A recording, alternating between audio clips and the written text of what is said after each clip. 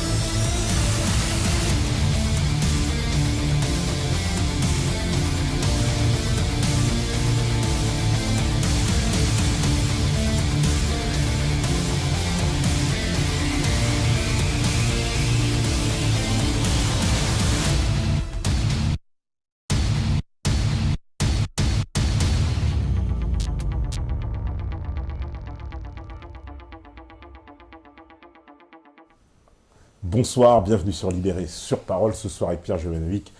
Petite rectification d'entrée, il s'agit bien de la JP Morgan et pas de la Goldman Sachs. Mais Quoique, les deux sont dans des escroqueries bancaires, dans toutes les escroqueries bancaires de la planète. Bienvenue à toi, Pierre, pour cette émission. Tu es un habitué de l'émission, et puis ce soir, tu as encore des informations, on va dire, un peu de première main, qui ont été reprises nulle part d'ailleurs. Enfin, moi, j'ai absolument pas entendu parler, et qui sont quand même assez incroyables, parce qu'elles vont dans la suite de ton travail, toi qui avais dénoncé ça depuis des années, un peu envers et contre tous, un peu traité de conspirationniste, d'exagérant, oh, il exagère, etc. Et aujourd'hui, pourtant, il y a des éléments qui te donnent raison sur toute la ligne, en fait. Tout ce que tu nous expliquais déjà il y a des années de ça. J'avais publié un livre qui s'appelle Blind Masters. On a eu l'occasion d'en parler ensemble il y a, je sais pas, peut-être 5-6 ans. Au début de Meta TV. Tout à fait. Je vous invite à aller revoir l'émission, elle est encore en ligne. Exactement. Et en fait, c'est très curieux parce que, sincèrement, moi, je ne m'y attendais pas. Je m'y attendais pas. Mais c'est sorti d'un coup. C'est sorti d'un coup. Alors, on peut peut-être voir... je ne sais pas si en régie, ils peuvent nous sortir l'interview de Blind Masters. Elle est en lien sur ma revue de presse, dans lequel... alors, je rappelle que Blind Masters, c'était la grande patronne des matières premières à la banque JP Morgan, et que je l'avais accusée pendant... je l'accuse toujours, on va dire, tant qu'elle était à la JP Morgan, de manipuler le cours de l'or et de l'argent, le cours de l'argent. Et donc, elle se défendait, bien entendu. On était deux à l'accuser. Il y avait Max Kaiser sur Russia Today et moi.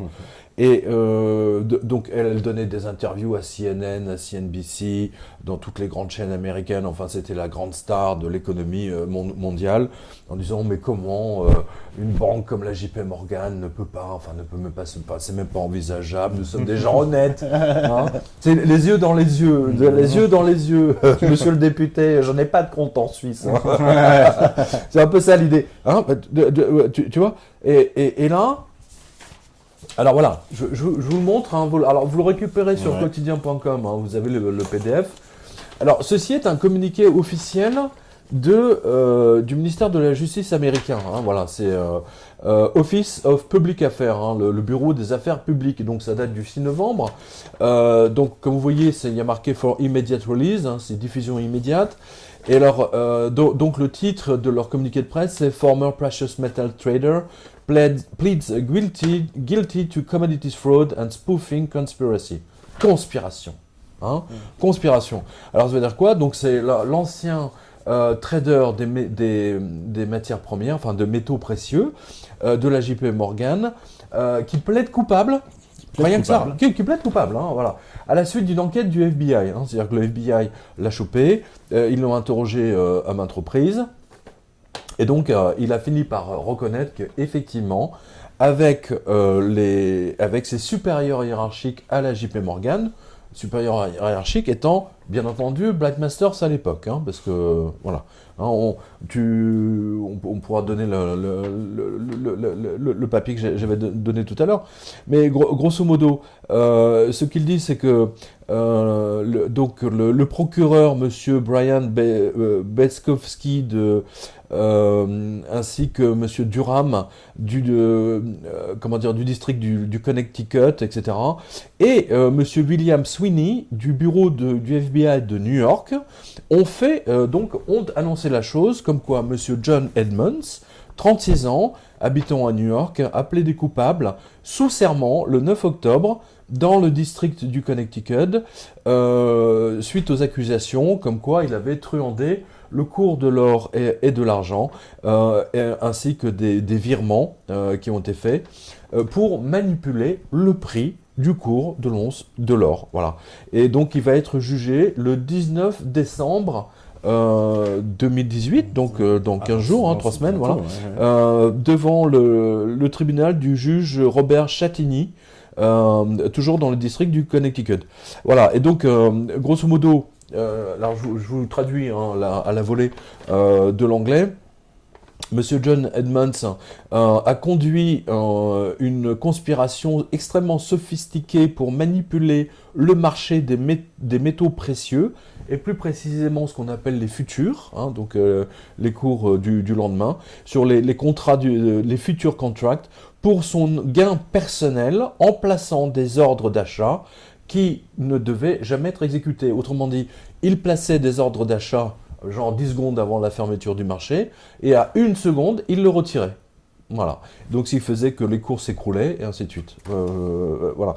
Et aujourd'hui, ceci a fait perdre des centaines de milliards, trilliards de dollars en valeur, en euros, pour tous ceux qui possèdent, qui ont investi, ou du moins qui ont mis leurs économies dans l'or et l'argent. Alors, ils ont rien perdu, Dieu merci, parce que l'or, c'est pas comme la monnaie papier qui change du jour au lendemain de valeur, mais quand même, c'est absolument incroyable, et c'est tout à fait inattendu. Ça vous prouve qu'il y a en ce moment des forces absolument puissantes qui entendent régler leurs comptes aux banquiers truands.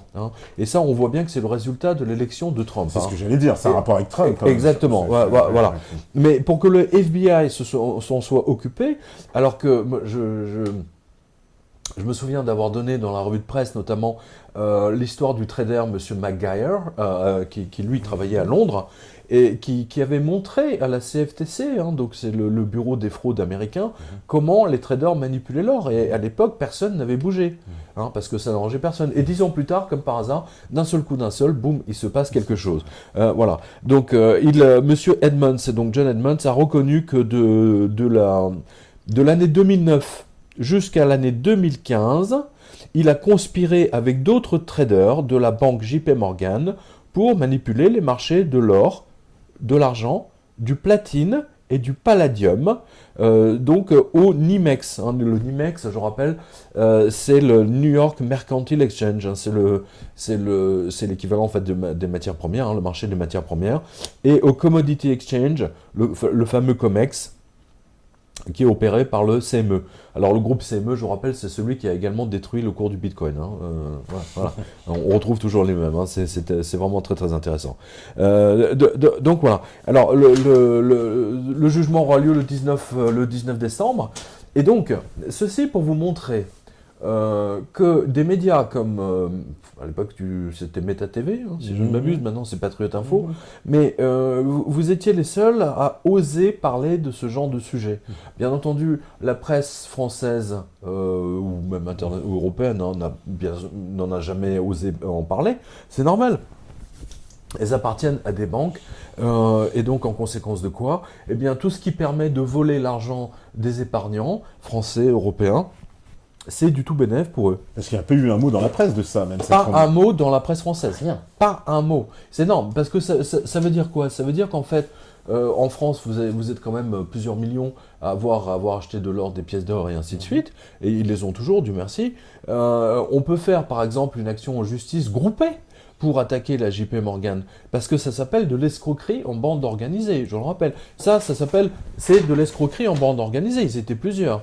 Et bien entendu, je rappelle là aussi que Blight Masters, elle était leur grande patronne, c'était la chef. Hein. Je ne sais plus où j'ai mis mon... Bah, il est là, tiens. Non, je crois que c'est de ce côté-là, voilà. Je l'ai imprimé des deux côtés.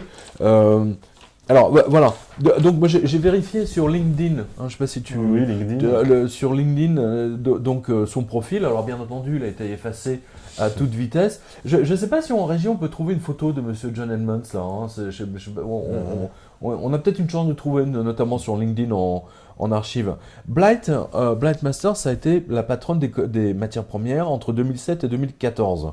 Voilà. Et lui, il a été embauché en 2009 et il est parti en 2015. Voilà. Donc ça veut dire qu'effectivement, elle était... C'est un hiérarchie. Ça se trouve, c'est elle-même, en tout cas, qui a signé son contrat de travail, bien entendu. Donc, elle a été son supérieur jusqu'en 2014. Et il est probable à 90%, moi en fait c'est même pas probable, c'est 100% sûr que c'est elle qui a validé son contrat d'embauche et son salaire. Alors moi je rappelle à tous nos spectateurs qui nous rejoignent et qui vont nous regarder ensuite en différé, qu'à l'époque quand j'avais appelé la JP Morgan, la direction de la communication de la JP Morgan en disant voilà, je vais écrire un livre sur Blight Masters, voilà, je vais être en contact avec vous, dites-moi comment on peut faire, je voudrais l'interviewer, etc. Et la réponse de la JP Morgan, de la DIRCOM de la JP Morgan via Blight Masters, évidemment, on va vous envoyer nos 4000 avocats. On va 4000, hein, c'est pas un ni deux, hein, c'est 4000 avocats. Parce qu'aux États-Unis, c'est un pays qui ne fonctionne qu'avec des avocats, comme tu le sais. Voilà, mais malheureusement pour eux, je veux dire, mon livre était extrêmement blindés, donc leurs avocats, ils sont tombés sur un os. Hein. Et la preuve, c'est qu'aujourd'hui, cela vient confirmer. Imaginez par exemple qu'elle m'ait fait un procès en 2012, 2013, hein, aux États-Unis. On n'avait pas les preuves, effectivement. On n'avait pas toutes les preuves. On le savait parce qu'on voyait les ordres tomber à un certain moment, venant de la JP Morgan, etc. Mais pour un juge qui n'y connaît rien en affaires financières, etc., bon, le mec, il va plutôt tendance à croire à la JP Morgan qu'à un petit journaliste, un obscur journaliste en France, à Paris. Enfin bon, ça lui paraît disproportionné. Hein. C'est vraiment David contre Goliath, là, pour le coup. Et ben voilà. Et ben l'information est sortie, j'avais raison, et ils avaient tort. C'est une des plus grandes escroqueries de l'histoire de l'humanité, quand même. Hein. C'est pas rien. Et cette escroquerie, elle est menée notamment pour favoriser le dollar, afin que le dollar reste la monnaie de réserve mondiale. Mais aujourd'hui, avec les Russes, les Chinois, etc., tout ça est en train de partir en vrille. Et avec l'élection de Trump, effectivement, là, on voit que les paroles se libèrent et que maintenant, il y a des enquêtes. Et il est clair que l'équipe du FBI qui a fait cette enquête, elle penche plutôt du côté Trump. La preuve, c'est que le trader a craché le morceau. Hein, voilà. Donc, je voulais te remercier, déjà de m'avoir donné la parole à l'époque sur Blight Masters, parce qu'ils n'étaient pas nombreux à oser le faire. Et en fait, on avait raison. Et ça justifie toute l'existence des médias, alternatifs, parce que les médias aujourd'hui, on le voit avec les Gilets jaunes, là, on est dans la désinformation la plus totale. C'est vraiment incroyable. Ouais. Bah oui, parce que bon, on va dire que même si ça n'a pas un lien direct, il y a quand même... Alors ça veut dire que bon, cette banque-là, pendant des années, elle trafique le cours, mais c'est quoi, pour le compte des traders eux-mêmes? C'est-à-dire qu'ils s'enrichissaient personnellement, c'est ça? Oui, il y avait les deux, c'est-à-dire qu'en fait, ils se sont enrichissés pour le compte de la banque, déjà, pour le compte de la banque, d'où la fameuse loi Frank Dodd, hein, c'est un sénateur américain, ou un représentatif, je ne me souviens plus, mais il a fait passer une loi qui s'appelle Frank Dodd, qui interdisait, à un moment donné, aux banques de parier, enfin de jouer pour leur propre compte, hein, c'est-à-dire de prendre l'argent de leurs clients et de le jouer à Wall Street, ou sur le marché des matières premières pour leur propre compte. C'était uniquement pour le compte des clients. Voilà, donc ce qui a modifié un petit peu. Ils se sont tous installés en Suisse. Hein. pour ne plus dépendre de la loi américaine. Ils ont toujours contourné la loi américaine. C'est comme la CIA. C'est comme la CIA. La CIA avait interdiction de torturer les gens sur le sol américain, puisqu'ils sont très légalistes, attention. Donc qu'est-ce qu'elle a fait, la CIA? Elle a ouvert des centres de torture un peu partout, y compris à Djibouti d'ailleurs. On le voit dans le dernier film, par exemple Sicario 2. Il y avait des centres de torture qui étaient ouverts en Roumanie, en Thaïlande, dans tous les... Je dirais, ils filaient ils faisaient un chèque de 3 millions aux locaux. Ils ouvraient leur centre de torture, ou alors ils avaient des avions spécialisés, les torturaient en plein vol. C'est-à-dire que tu avais un avion qui tournait pendant 8 heures, 12 heures. Et ils ont torturé des Européens en plus, aussi. Oui, parce que j'avais vu des Allemands qui avaient témoigné, etc., des gens qui avaient été arrêtés. Tout à fait. Tout à fait, ils avaient même kidnappé un imam en plein Milan, avec la complicité des services italiens. Voilà, donc les mecs, ils ont juste détourné le truc, dire bon, on peut pas le faire aux États-Unis, on va le faire en Suisse, c'est ce qu'a fait la JP Morgan. Donc à partir de la Suisse, ils trafiquaient, donc ils continuent. Mais ils continuent. Aujourd'hui, le cours de l'or est toujours, ils le maintiennent bas parce qu'ils ont peur. Et on le voit aujourd'hui avec le mouvement des Gilets jaunes, c'est ça qui est intéressant, parce que là, on peut le mettre, on peut relayer tout ça, tout ça est lié. Le mouvement des Gilets jaunes qui s'est étendu à la Belgique, qui s'est étendu à l'Allemagne, je précise, même à la Bulgarie. À la Bulgarie aussi. Oui. À la Bulgarie. Donc on voit bien que là, il y a un mouvement de mécontentement global, parce que c'est un appauvrissement. Qu'est-ce que la manipulation des cours de l'or, si ce n'est un appauvrissement des épargnants? Mais quand vous appauvrissez les épargnants français, vous appauvrissez également les classes sociales qui sont dans les échelles en dessous. Ça, c'est le résultat de tout ce que les Gilets jaunes ne sont que le résultat. Et ça, alors là, tous les spectateurs et tous mes lecteurs sont témoins, les tiens aussi, ici sur ex-Méta TV, on va dire ça comme ça. J'ai toujours dit que ça se terminera en révolution. D'ailleurs, depuis que j'ai publié Black Masters, très souvent dans les dédicaces, je signe, parce que le titre du livre c'est Black Masters, ce qu'elle a fait, ce qu'elle va faire, et je mets 2 points, déclencher la Révolution française 2.0. Voilà, on y est aujourd'hui, on voit que le monstre est sorti de la boîte, c'est un monstre jaune, on va dire ça comme ça, de mécontentement global, et qui va se terminer effectivement fondamentalement par une grande révolution, évidemment. On y est, là on y est. Parce qu'en plus, en manipulant le cours de l'or, donc ça veut dire qu'ils le maintiennent artificiellement bas, c'est Bien ça. sûr. Mais ça pénalise aussi les États qui ont de l'or, par exemple la Russie, la Chine qui est un grand possesseur d'or aussi. Aujourd'hui, la Chine et les Russes sont très très contents. Il y a un papier que j'ai mis ce matin d'ailleurs en ligne, je vais essayer de le retrouver là vite fait. Les Russes, les Chinois achètent constamment de l'or. C'est-à-dire qu'en fait, quand ils manipulent, les Américains manipulent le cours de l'or, mais c'est au bénéfice des Russes, et des Chinois, et des autres. Eux, ils rachètent. Regarde le Canada, par exemple, ils n'ont plus une once d'or. Il n'y a plus d'or dans leur banque centrale. Les Canadiens, aujourd'hui, sont très très emmerdés parce qu'ils savent que leur monnaie ne vaut plus rien. Elle repose sur rien. Ce qui n'est pas le cas, par exemple, les Russes, eux, continuent effectivement à acheter. Et je rappelle que le Canada, aujourd'hui, a dépassé... je crois que même leur endettement, il est quasiment à 100% où ils vont arriver au 100% du PIB. Donc, on a vu ce que ça donne au Venezuela, quand il n'y a plus grand-chose. Ah oui, ça veut dire qu'on peut s'attendre aussi à des crises graves alors dans ces pays-là. Mais là, aujourd'hui, là au moment où on se parle, juste avant d'arriver ici, j'ai vu passer un communiqué de presse de la General Motors qui a décidé du jour au lendemain de fermer 7 usines et de licencier 25 000 personnes. 25 000, là c'est tombé ce matin. Au Canada. Aux États-Unis. Aux États-Unis. Oui, aux États-unis, Canada, enfin tout ça est lié, parce que ils se fournissent au Canada pour certains trucs, tout ça est lié. 25 000 personnes, et puisqu'on parle du Canada, Bombardier, le fameux grand équipementier, aussi bien militaire, aéronautique que ferroviaire, licencie, alors je ne sais plus, mais Bombardier, depuis 10 ans, je crois qu'ils ont dû virer 150 ou 200 000 personnes. Donc on voit bien que la crise continue à faire ses effets, c'est un vrai cancer destructeur, et on voit aujourd'hui qu'en France, on est arrivé au bout. C'est-à-dire qu'en plus, on a élu un banquier. C'est génial, parce que Macron a volé les élections, mais le peuple a arrêté le voleur. C'est un peu ça ce qu'on voit aujourd'hui.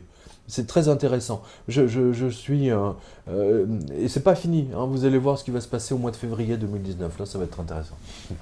Parce que oui, Macron, c'est clair que c'est un banquier à la présidence, quoi. Donc on peut dire qu'il a une politique qui est 100% dans l'intérêt des banques à l'heure actuelle. Mais totalement, En gros. mais en plus, c'est un mec, ce mec est comme Hitler. Alors je dis pas que c'est un nazi. Non, non, non, non, attendez, mais je le dis très souvent, hein, on a parlé ensemble Oui, bah, on a fait du une livre. émission sur ça, en plus. Macron n'a pas d'enfant. Hein, donc il ne sait pas ce que c'est que d'avoir des enfants. Il ne sait pas ce que c'est que de risquer de perdre son emploi quand on a 2 enfants à charge, plus madame, et ainsi de suite. C'est un fonctionnaire à vie, donc il s'en fout. La dernière fois, c'est ce que j'ai dit dans une autre émission, la dernière fois qu'il a dû faire son plein d'essence, c'est quand il était étudiant et mon collègue Olivier m'a dit mais c'est même pas lui qui a payé, c'était sa prof de français. Hein? Voilà, elle l'a financé. Non, donc ce sont des gens qui n'ont jamais payé une facture, ils savent pas ce que c'est que de faire leurs courses. Je veux dire, ils sont déconnectés de la réalité. Justement, parce que là, on a une élite. Et Hitler était particulièrement déconnecté de cette réalité-là. Ouais. Hein, il n'avait pas d'enfant, il voulait pas se marier, il avait quand même, il avait plutôt ses amants, etc. Donc bon, il s'est marié comme ça pour faire semblant. On le voit bien dans le livre, dans le dernier livre que j'ai publié. C'est intéressant. C'est pour ça, Macron, c'est un peu le même profil. Hein, et on l'a vu notamment avec les fameuses photos, les fameuses scènes en Martinique. Hein. Bon, voilà, ce serait intéressant d'avoir tes commentaires là-dessus. Ah bah, on a vu ces photos, effectivement. On voit où sont ses préférences, hein. Alors, on va dire ça comme ça. Mais parce que, bon, là, le Macron, clairement, est-ce que politiquement, il peut encore tenir? Parce que je m'en profite, puisqu'on a parlé des Gilets jaunes, cette crise qui prend de l'ampleur, la crise économique, elle n'est pas derrière nous. Non. Elle est encore devant nous. Mais bien sûr, mais en fait, ça devient de pire en pire. Je me souviens, on avait parlé ici, je sais pas, il y a même 3 ans, ici, on a des listes de licenciements, des boutiques fermées. Oui, les centres-villes. Les centres-villes sont détruits. Ouais. Et le problème, c'est que comme les centres-villes sont détruits, donc les boutiques sont fermées, la municipalité a de moins en moins de taxes locales, de taxes foncières, et que sais-je, de TVA, enfin bon... Il n'y a plus de rentrée d'argent. Il n'y a plus de rentrée, alors qu'est-ce qu'elle fait? La municipalité, je l'ai vu à Mont-de-Marsan, je l'ai vu surtout comment dire, dans le centre du côté de Clermont-Ferrand, etc., à Vichy. On le voit pareil d'ailleurs. Qu'est-ce qu'ils font? Ils ferment toutes les places de parking qui sont dans le centre-ville, forçant les gens à ne pouvoir se garer pendant 10 minutes ou un quart d'heure. Et puis, ils donnent le pouvoir de mettre des PV à des boîtes privées qui, elles, alors là, elles sont payées à la commission, donc ils tournent comme des malades et les gens se retrouvent avec 3-4 PV en l'espace de... Alors que, hein, voilà, on l'a vu à Paris, par exemple. On a vu les mecs qui mettent des PV qui sont des enfoirés de première, qui se sont même battus avec les policiers. On l'a vu dans le 17e. Donc c'est du grand n'importe quoi. La mairie de Paris est en faillite totale aujourd'hui. Elle a des emprunts jusqu'au cou. Elle n'ose pas le dire, hein, madame... la dingo là.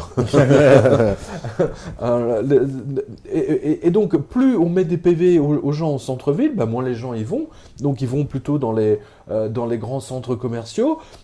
Du coup ça va encore plus vite, le centre-ville se meurt encore plus et ainsi de suite.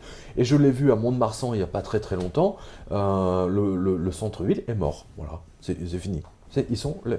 Les gens ne peuvent même pas se garer, pourquoi voulez-vous? Ils ne peuvent pas se garer.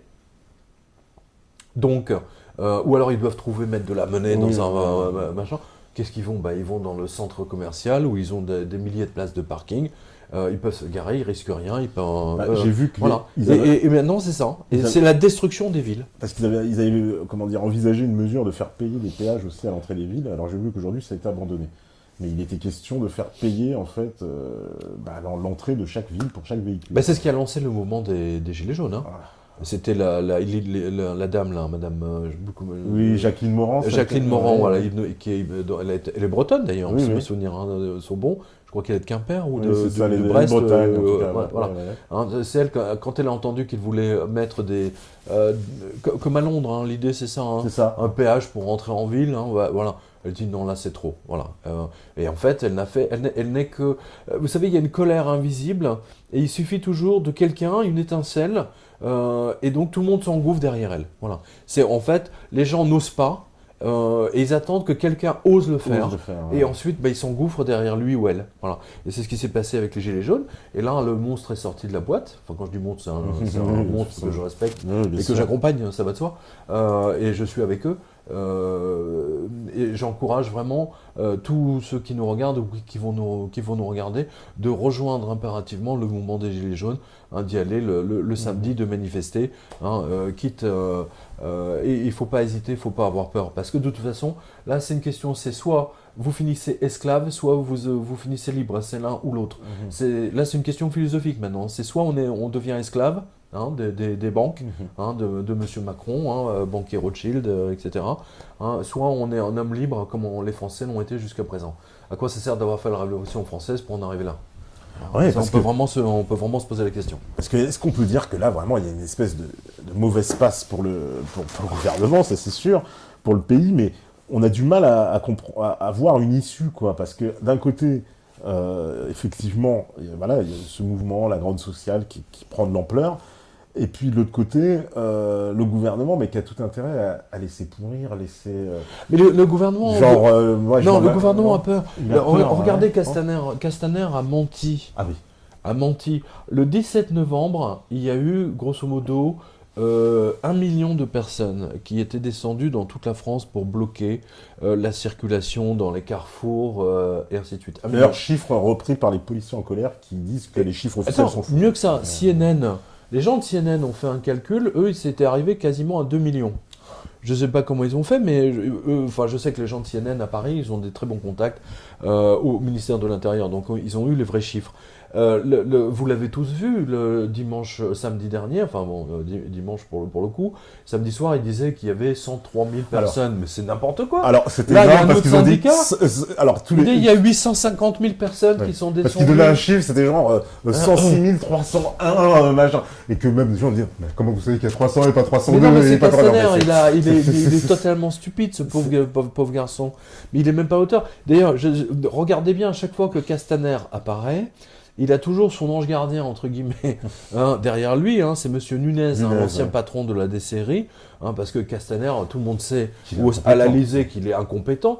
Donc, ils lui mettent son On shadow lui a flanqué, gouvernement. en fait, le vrai ministre. Il est flanqué, absolument. Le vrai ministre, c'est... C'est Nunez, ouais. C'est Nunez, mais en fait, vous avez Castaner qui est la marionnette, Ouais. hein. Là, donc il joue des mécaniques, etc. Et puis il veut absolument les décribiliser, avec l'appui, bien entendu, des médias. Hein, Ouais.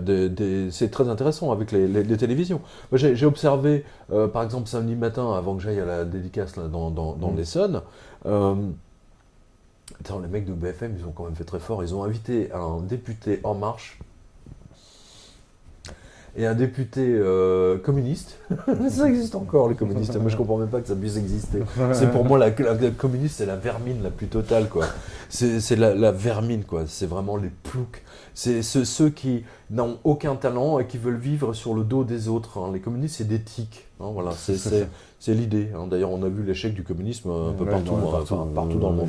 Il n'y a qu'en France qu'on a encore un parti communiste quasiment. Hein. Les mecs. Et donc, un député communiste qui a commenté, en compagnie d'un député de En Marche, les Gilets jaunes en disant que c'était des ploucs et que, bien entendu, il y avait des casseurs. Hein, et comme le disaient les syndicats de police, les premiers, la fois où les CRS sont intervenus contre les casseurs, c'était à 15h, alors que les casseurs ont commencé dès 9h30. Bah, il y a beaucoup de témoignages qui, aujourd'hui, parce que, on va dire, là, maintenant que c'est passé, il y a pas mal de gens qui donnent des voix, en tout cas, dissonantes. J'ai vu Charlotte Dornelas qui était présente et qui, elle, affirme, comme d'autres, alors moins connus, des gens plus inconnus, mais qui disaient la même chose, que la police aurait délibérément, en fait, Oui. laissé les casseurs et qu'elle ne faisait rien. Bah attends, mais ça rappelle quoi? On a un précédent, on a un très grand Ouais. précédent. C'est Sarkozy-Villepin. Mais c'est pas... Voilà. Et Patrick Buisson qui nous le disait dans son livre, qui l'expliquait très bien, qui disait que... Oui, d'ailleurs, puis Buisson rapporte la scène puisqu'il y était. Ouais. Absolument. Sarkozy a laissé faire était ministre de l'Intérieur. Voilà. Il a même dû arroser, je pense, un certain nombre de... pour que les médias puissent filmer, justement, les gens en train de se faire tabasser place des Étoiles. Tout à fait. Tout à fait. Voilà, et il a attendu pour... en fait, c'était pour décrédibiliser le travail de Dominique de Villepin, qu'il considérait qu'il pensait être un concurrent. Il lui a savonné la planche et ça a marché Il lui a d'ailleurs, savonné- parce que Bien sûr, le CPU, mais il avait été retiré, donc ça avait fonctionné complètement. Voilà. Donc- Il lui a savonné la planche. Ouais, Voilà. ouais. Donc on a un précédent, c'est pas la première fois. Je demande vraiment à tous ceux qui nous regardent, reprenez, faites des recherches sur Sarkozy de Villepin, les manifestations. C'est quoi déjà? C'est les CPU. CPE, voilà. Ouais, tout à fait. Place des Invalides, voilà. Et Patrick Buisson, j'ai lu son livre quand il est sorti il y a 3-4 ans, il le raconte très bien. Même Sarkozy, quand on lui parle de ça, ça le fait doucement sourire. quoi. Bah oui, parce que on avait Mais vous vu- voyez la pourriture des politiques, c'est-à-dire que Sarkozy n'a pas hésité une seule seconde à faire tabasser des milliers de gens qui sont pris des coups de matraque sur la gueule ou qui ont été tabassés par les par des casseurs, bandes de racailles, des bandes de racailles qui étaient là, ouais. juste pour... Et ils n'intervenaient pas parce qu'on voyait des scènes surréalistes. Bien sûr, On voyait des gens se on faire voit les dépouiller, CRS en train de machin, regarder. et les CRS sont là et ils ne bougent pas. Exactement. C'est incroyable. C'est incroyable. Donc voilà, vous voyez un peu à quel point les politiques sont des pourris, parce qu'ils ne pensent pas au bien du peuple. Ils pensent uniquement à leur carrière. Et Sarkozy a toujours dit que lui, il voulait devenir président de la République. Il le sera une fois. Il savait qu'il ne serait jamais élu une deuxième fois, mais qu'il voulait s'en mettre plein les poches. Il a dit que je ferai du fric après. D'ailleurs, Du il avait fric. dit ce sera la Il grande l'avait de dit. chez Vida après. Ouais, Bien sûr. voilà. Il Voilà. l'avait dit. Sarkozy l'avait dit. Mais ce qui signifie que, voilà, encore une fois, il est parfaitement probable que le ministère de l'Intérieur laisse pourrir une situation parce que c'est son Mais intérêt. c'est ce qu'a fait Castaner, voilà. et c'est ce Et qu'ils c'est ont ce qu'a fait. fait. Parce que j'ai même vu une C'est ce que fait, en fait, techniquement, c'est Macron qui est responsable. C'est le gouvernement de Macron. J'accuse Emmanuel Macron et M. Castaner, effectivement, d'avoir laissé détruire les Champs-Élysées. Je rappelle que il y en a pour, je sais pas quel va être le montant des 50 millions, au moins, vu tous les feux rouges qu'ils ont abattus, qu'ils ont détruits, etc. Il n'y a pas que les Champs-Élysées, il y a tout autour, il y a l'avenue de la Grande Armée. Ouais. Il y a les antiquaires qui étaient avenue de la Grande Armée. Tu sais, il y a des antiquaires qui s'installent une fois par an. Ils sont dans des tentes blanches, avenue de la Grande Armée. C'est gentil, c'est mignon. Les casseurs ont dévalisé les antiquaires dans leurs tentes. Ils ont pris des tentes. Vous avez les photos, vous pouvez les voir sur quotidien.com. J'ai fait des photos de ça. Et donc, ils ont même dépouillé, ils ont volé tout ce qu'il y avait dans les tentes. Il y a 20 tentes qui ont été volées, 20 antiquaires qui ont été entièrement dépouillés. Littéralement. Et il n'y avait pas un flic sur l'avenue de la Grande Armée pour les défendre. Voilà. Incroyable. Donc c'est organisé, c'est voulu. Et une autre preuve significative, la station Étoile était ouverte. La station Étoile était ouverte. Incroyable, non, sérieux? Mais oui. Incroyable. Ah ouais, J'ai d'accord. pris le métro parce que pour être sûr que moi j'avais donné un rendez-vous, donc pour être sûr de pouvoir récupérer la voiture, je l'ai récupéré place Dauphine, Port Dauphine. Donc j'ai pris le métro pour aller à Port Dauphine. D'accord. C'était ouvert, C'était ouvert. tout était ouvert, voilà. En fait, ils n'ont fermé les stations que celles qui permettaient de se rapprocher de l'Élysée. Monsieur Macron qui Ah oui, disait Franklin venez me Roosevelt, chercher. tout ça, ouais. Monsieur Macron, les gilets jaunes ont voulu vous le chercher, mais vous êtes cantonné effectivement derrière votre avec vos CRS. Et ce qui pose une question philosophique intéressante, historique d'ailleurs, c'est est-ce que si Louis XVI avait bénéficié des compagnies républicaines de sécurité, je pense qu'il n'y aurait jamais eu de révolution française.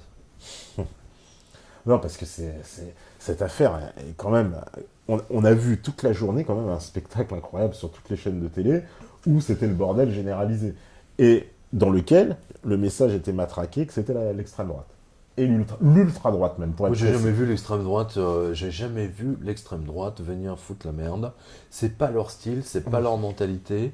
C'est pas leur mentalité. L'extrême droite, c'est pas du tout le genre casseur de vitrines, de champs. Ça, c'est l'extrême gauche. L'extrême gauche, c'est comme les communistes. Ce sont des gens jaloux. C'est-à-dire qu'ils vont voir une vitrine et il y a des choses qu'ils ne peuvent pas acheter. Donc, on casse. Donc, on Hein, casse, c'est le principe. D'ailleurs, si vous regardez bien tous les slogans qui ont été tagués sur les champs et autour, c'est signé. Hein, c'est l'extrême gauche. Hein, oui, on a vu mort aux fachos, des gros anarchistes oui, partout, voilà. machins, bon. Voilà, ça, c'est typiquement l'extrême gauche. Hein, c'est typique. L'extrême droite, c'est pas du tout son mode opératoire. Les gens d'extrême droite ne sont pas intéressés. Ils observent, ils regardent, effectivement, mais c'est pas leur mentalité. Parce que là, on a quand même tout le gouvernement, y compris Darmanin, qui nous a expliqué que c'était la peste brune, que c'est le voleur qui crie au voleur. C'est le voleur qui crie au voleur. Hein. C'est le voleur qui part en courant, qui d'un seul coup s'arrête et qui désigne quelqu'un d'autre. C'est lui, arrêtez-le. Alors que le mec, il en profite pour partir à gauche. Ça, c'est le gouvernement socialiste. C'est les socialistes qui sont comme ça. Le 30 ans de socialisme a détruit le pays. Alors c'est simple, on est passé de 3e pays le plus riche au monde à 5e, 6e, et bientôt 7e. On a dégringolé. Bien sûr. On a complètement dégringolé. Bien sûr. C'est une catastrophe. C'est une vraie catastrophe. Parce que là, je vois, ce mouvement, il fragilise le gouvernement. Les gens, j'ai pas l'impression qu'ils vont lâcher l'affaire, parce que ça. Non, ils ne lâcheront pas l'affaire. Ça paraît. Mais ça va être pire en février. Hein. Ça va être pire en février. Et surtout qu'il y a une espèce de bras de fer, parce qu'on a l'impression que le gouvernement, il va dans la surenchère et dans le... Oui. L'entêtement un peu, j'écoute pas, Regardez bien ce qui risque de se passer. Regarde bien ce qui risque de se passer au mois de février. Pourquoi le mois de février? Parce qu'au mois de janvier, on a toutes les hausses des prix du 1er janvier. Hein, les hausses de prix historiques traditionnelles. Hein, le prix du ticket de métro, l'assurance voiture, l'assurance habitation, le gaz, l'électricité, tout augmente, tout, absolument tout. C'est là où ils passent toutes les augmentations, comme au 15 août. Hein, le grand classique. Voilà. Donc ça, c'est la première chose. Donc, ces hausses, bien entendu, ne seront pas répercutées sur les salaires du bulletin de la fin janvier. On est bien d'accord. Bien sûr.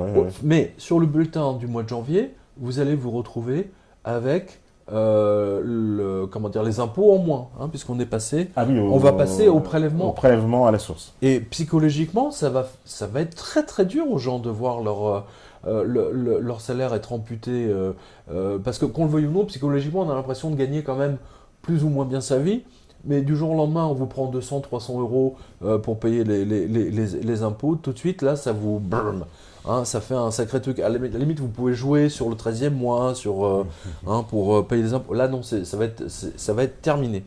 Alors ensuite, il y a... Donc, la combinaison des deux va faire que tout ça va se répercuter, bien entendu, au mois de février. Au mois de février, vous avez les vacances scolaires. Hein, les 3 zones. Donc les gens vont vraiment avoir du temps pour aller descendre dans la rue et pour protester encore plus grâce aux vacances scolaires, hein, pour le coup. Et ensuite, le bulletin de paie du mois de février est traditionnellement celui qui est le plus bas de l'année, puisqu'il y a moins de jours. Hein, donc les gens qui sont payés à la commission, Dieu seul sait comment, tout ça c'est un... voilà. Donc on va vers une baisse progressive, hein, des revenus des gens, et ça va être... et en même temps, vous avez toute une hausse de prix, parce qu'aujourd'hui, on vous dit que l'INSEE reconnaît qu'il y a 2,2% de hausse d'inflation en France. 2,2%. C'est faux. Pour moi, c'est 10% des produits qu'on achète tous les jours. Hein. Le bloc de béton ou la chaussure de ski, on n'achète pas une chaussure, je l'ai déjà dit 1000 fois, on n'achète pas une chaussure de ski tous les jours. Hein. Bien sûr. Voilà. La véritable inflation du café, des légumes, tout ce qu'on mange, etc., c'est 10%. Terminé. C'est 10% là.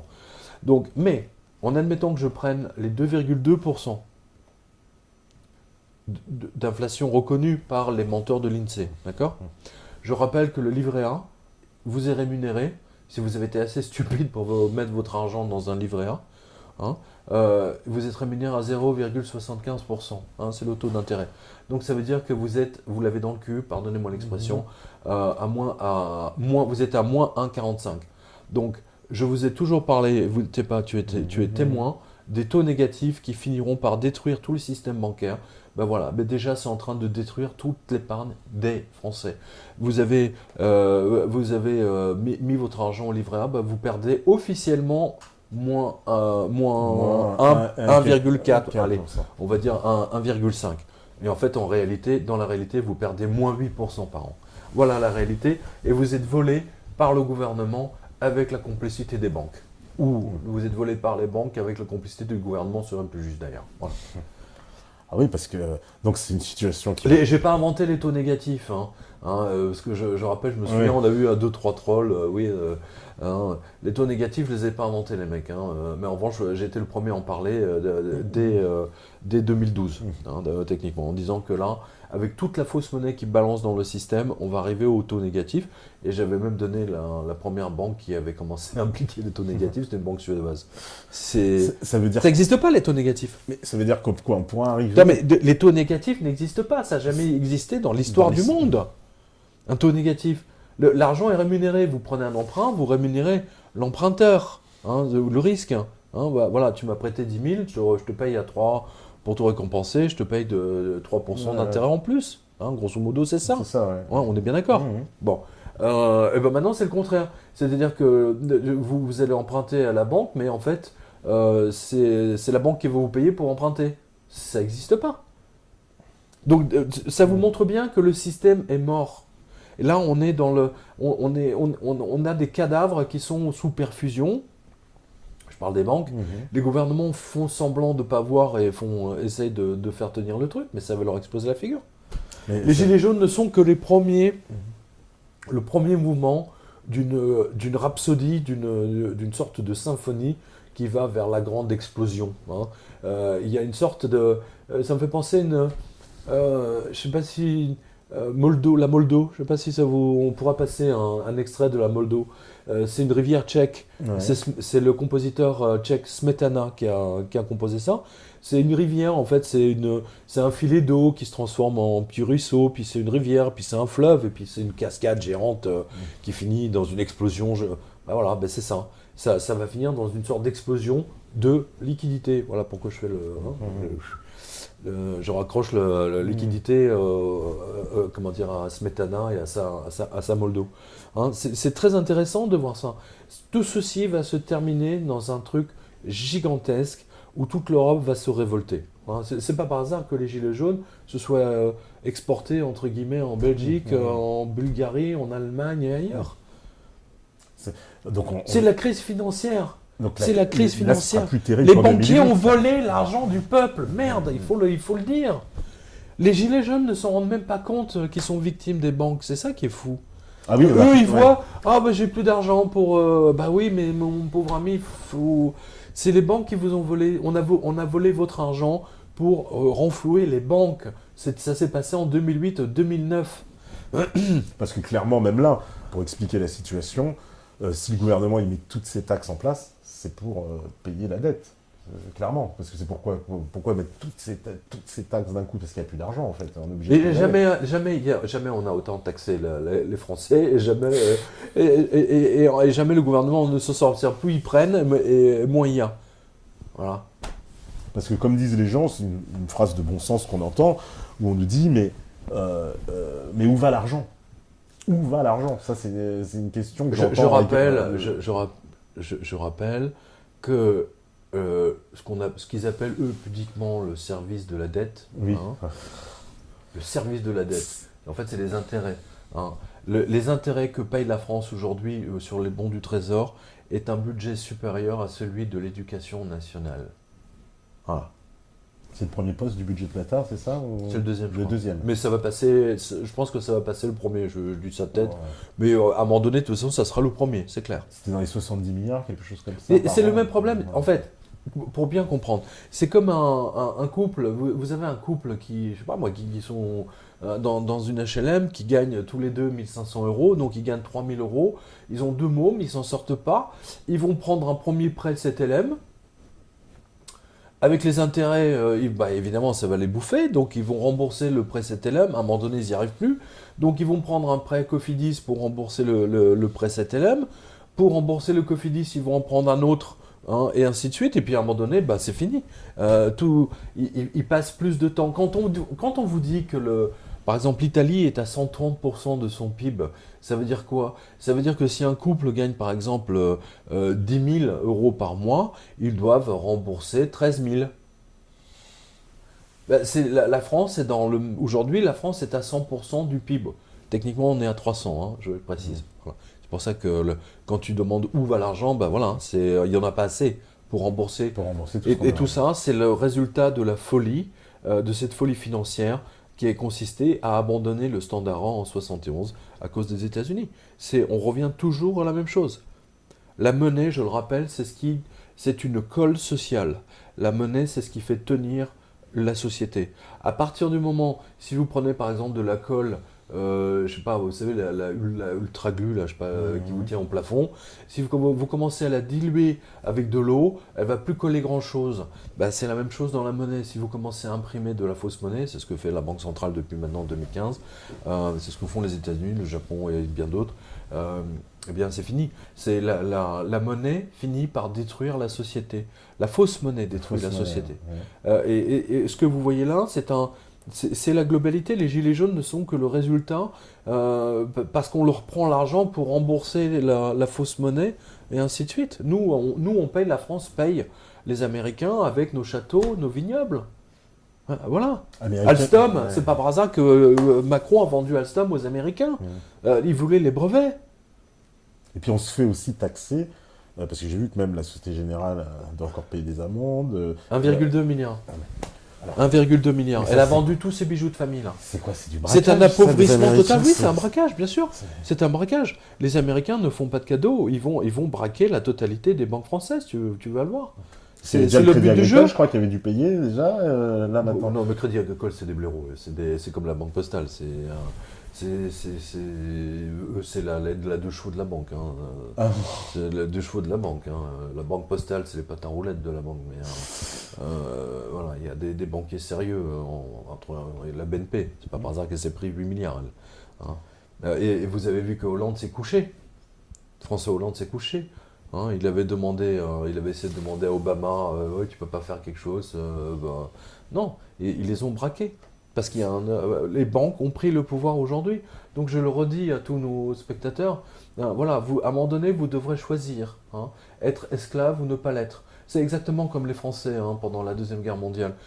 Être esclave, rester dans la France occupée, ou aller à Londres. Voilà. Bah, y a très peu de gens qui sont allés à Londres au début, je le rappelle.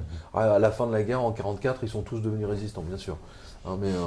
Voilà. Mais en tout cas, toi et moi, et beaucoup de nos lecteurs et spectateurs résistent depuis quand même pas mal de temps. N'oubliez pas, une des manières de résister, c'est acheter de l'or ou acheter une terre, je sais pas, une forêt, n'importe quoi, un studio, mais du moment que vous ne gardez pas cette fausse monnaie que les banques nous donnent. D'ailleurs, elles vous empêchent de le retirer, déjà. Oui. Rien que ça devrait vous scandaliser. Oui, puisqu'on voit toutes les restrictions qui sont faites, même pour les simples retraits. Parce que les banques sont en faillite. Moi, je le dis, dans mon agence, il y a des restrictions. Alors, qu'est-ce qu'ils vous disent dans ton agence? Ah bah, c'est marqué, oui, pour des raisons de liquidité, tu peux pas retirer plus de 300 €, en fait. Attends, si t'as il y a des panneaux partout. Mais il faudrait que tu me fasses des photos, tu me les envoies. Ah non, même si t'as 3000 € sur ton compte, ils s'en foutent, tu peux retirer que 300. Et quand tu veux retirer... Mais attends, mais c'est scandaleux, mais c'est ton argent. Quand tu veux retirer ton argent, alors là, sur un compte un peu assurance vie ou machin, alors là, c'est la croix et la bannière. Là, c'est le GIGN. Ah bah ouais, c'est... Là, les mecs, attention, GIGN, on a un forcené dans la banque.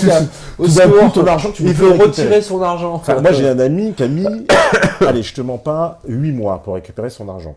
8 mois 8 mois. La banque n'arrêtait pas. C'est quelle banque? Caisse d'épargne.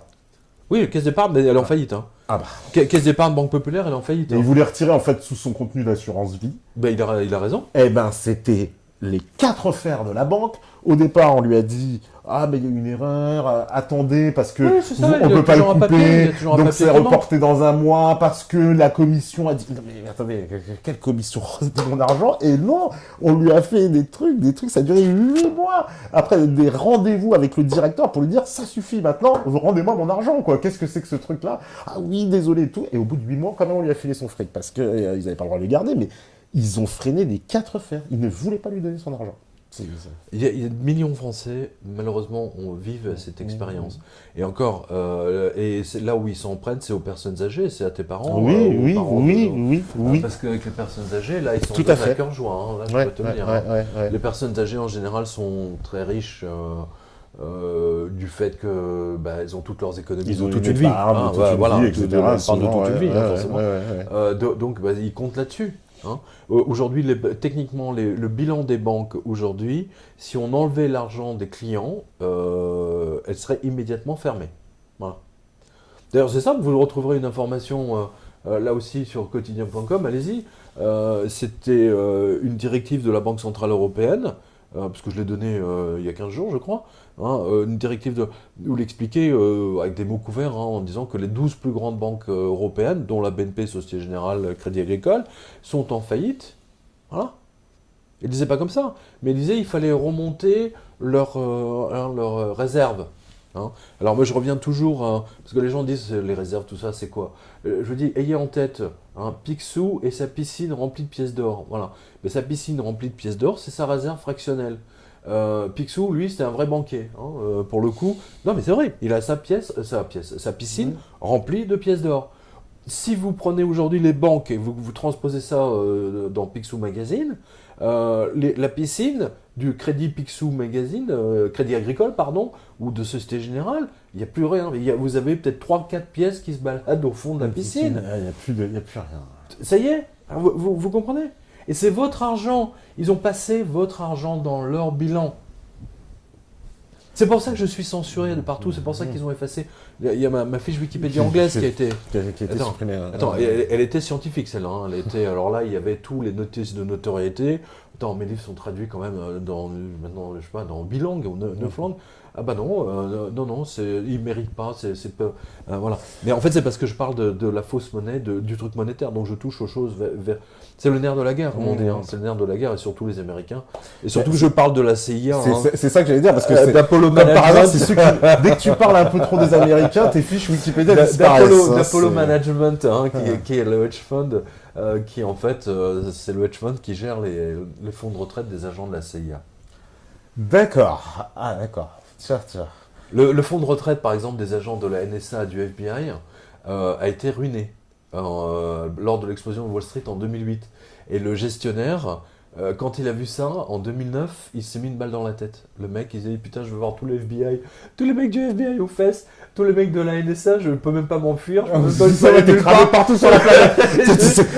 T'as même pas l'endroit. Oui, il a nulle part où aller. Je veux dire, avoir la NSA, le FBI au cul. J'ai dit, bon là, non, le mec, il s'est mis une balle dans la tête. Voilà. Mais est-ce qu'on va revivre alors ce qui s'est passé en 2008, c'est-à-dire l'effondrement oui, d'une bien banque, sûr, etc. Mais tu le vis déjà.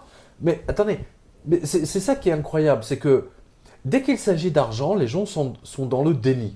Et tu viens de nous en donner toi-même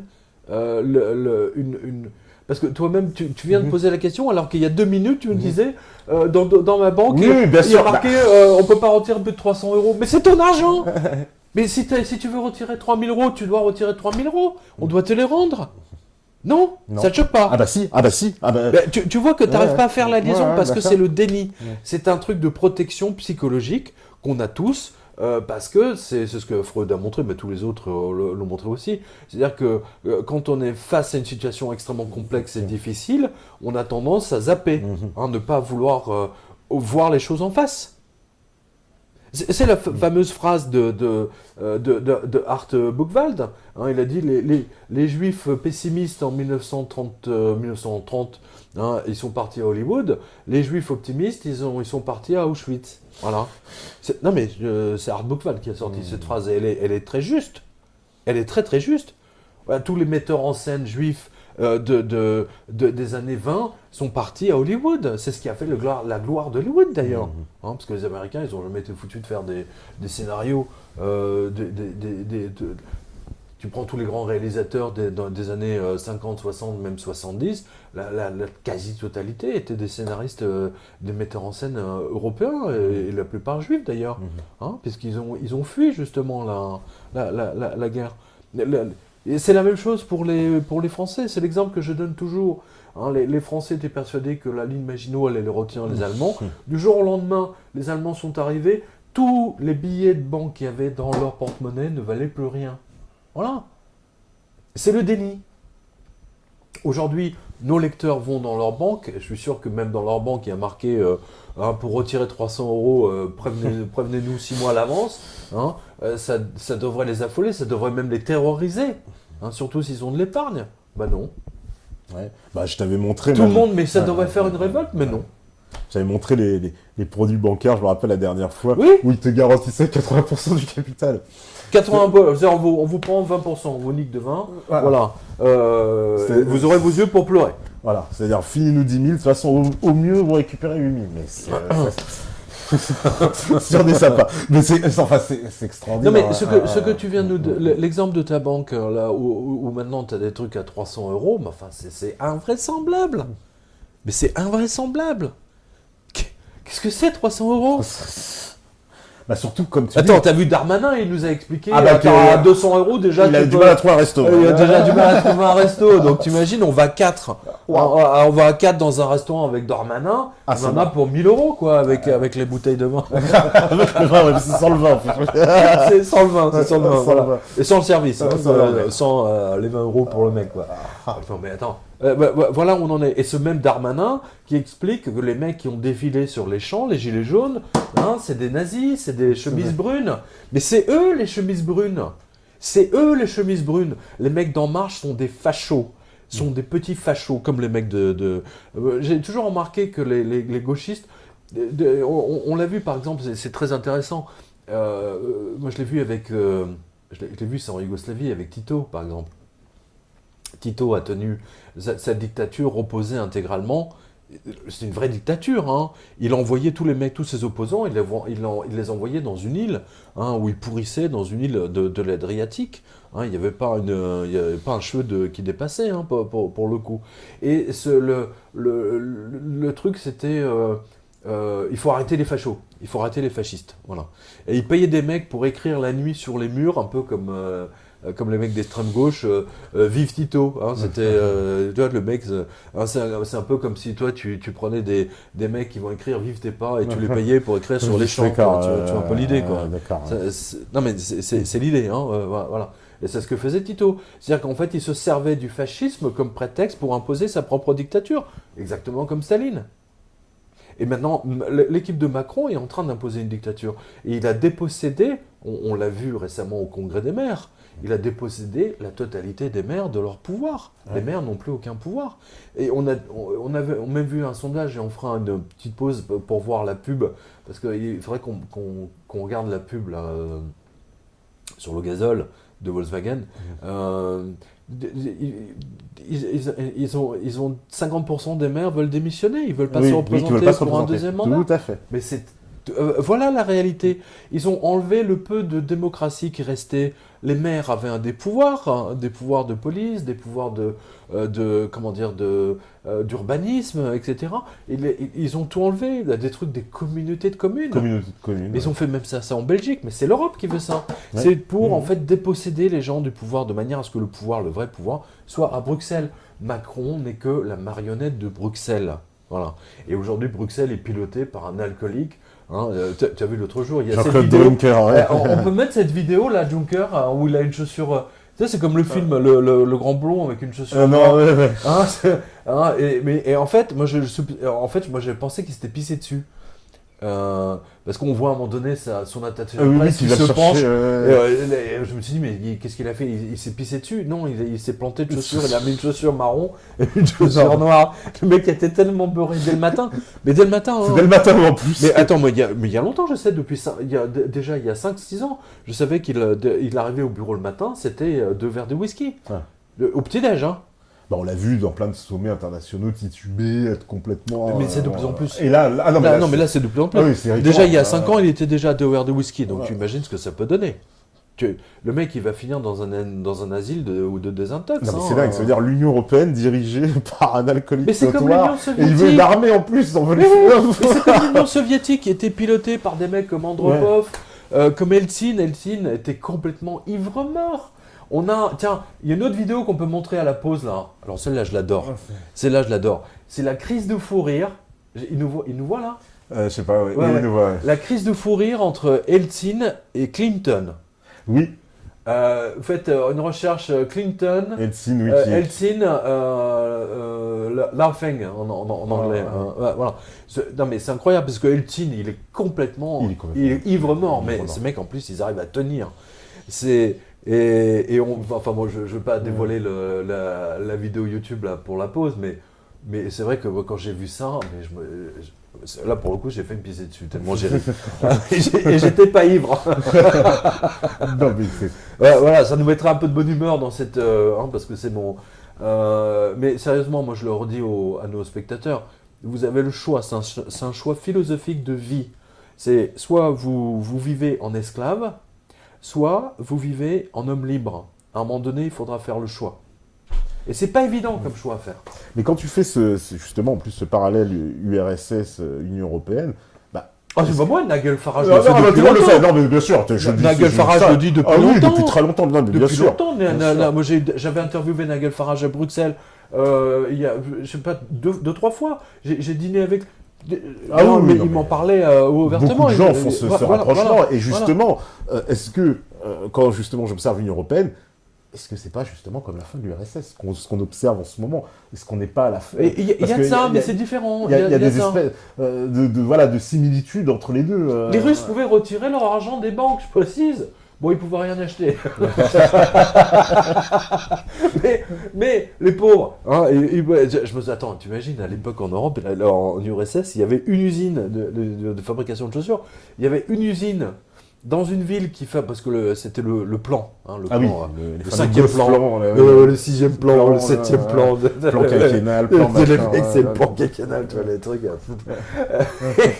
Tu sais, avec les dessins de profil, tu sais, les ouvriers de profil, ouais, la démocratie, le communisme vaincra, tu vois, avec la torche dans la main, Ouais, tu vois, le truc de ouf. Donc, et les mecs, alors il y avait une usine. Imaginons par exemple, je sais pas moi, on met une usine en Clermont-Ferrand pour fabriquer la chaussure gauche, et puis une usine à Carcassonne pour fabriquer la chaussure droite. Et ensuite tu envoies le tout dans une troisième usine qui va rassembler les deux chaussures pour les mettre dans une boîte. Mais c'est un peu l'idée, c'était l'idée, c'était ça, hein. L'Union soviétique, c'était des trucs fous de ce type-là, hein. Faut quand même pas l'oublier, hein. Pasternak, si tu vois qui est Pasternak, c'est un écrivain russe, il a écrit entre autres le Docteur Zhivago. Ah oui, hein. oui. Forcément tu connais. Déjà cette folie russe était déjà perceptible, hein, dans la... le socialisme, c'est pour ça que je dis ça, le socialisme, les socialistes ne savent faire qu'une seule chose, c'est voler les autres. Voilà. C'est voler les autres. Voilà. C'est tout. C'est voler les autres. On laisse les autres travailler, hein. Dans la nature, on voit aussi, il y a quelques animaux comme ça qui attendent qu'ils aient fini, et puis ensuite ils arrivent. L'aigle, par exemple. C'est pas par hasard que l'aigle est le symbole des États-Unis, hein. L'aigle attend il observe un animal en train de capturer un truc, un autre oiseau qui capture un truc, et une fois que l'oiseau a le truc dans le bec, l'aigle arrive, il lui pique. Voilà. Alors justement, pour parler, parce qu'en faisant le lien avec l'Union Européenne, alors il y a le Brexit. Alors, je ne sais pas si tu as suivi le Brexit, c'est un peu... J'ai suivi de loin, voilà, mais j'ai suivi, bien sûr que j'ai suivi. Mais aussi, il y a quand même quelque chose qui cloche dans... Ils veulent tout faire pour les empêcher de le faire. Oui, ils veulent même les amener à revoter, parce que c'est le principe de l'Union soviétique.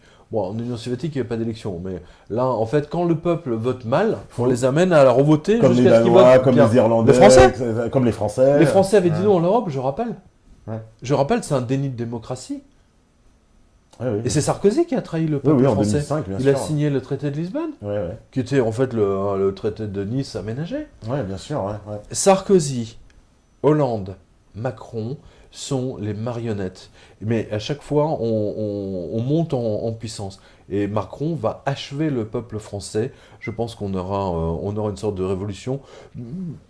Mais quand je dis une révolution, là, ça va être sanglant, hein, ça va être quelque chose. Parce que la situation des banques ne va pas s'améliorer. Et en plus, on voit des mecs... L'histoire de Carlos Ghosn est vraiment tellement mal tombée pour Macron. En plus, en plein mouvement Gilets jaunes, les mecs, ils sont là. J'ai même pas 50 € pour faire le plein pour aller bosser. Et le patron de Renault, qui est déjà payé... Et là, en fait, les informations sont en train de remonter. Le mec, il a pris 100 millions.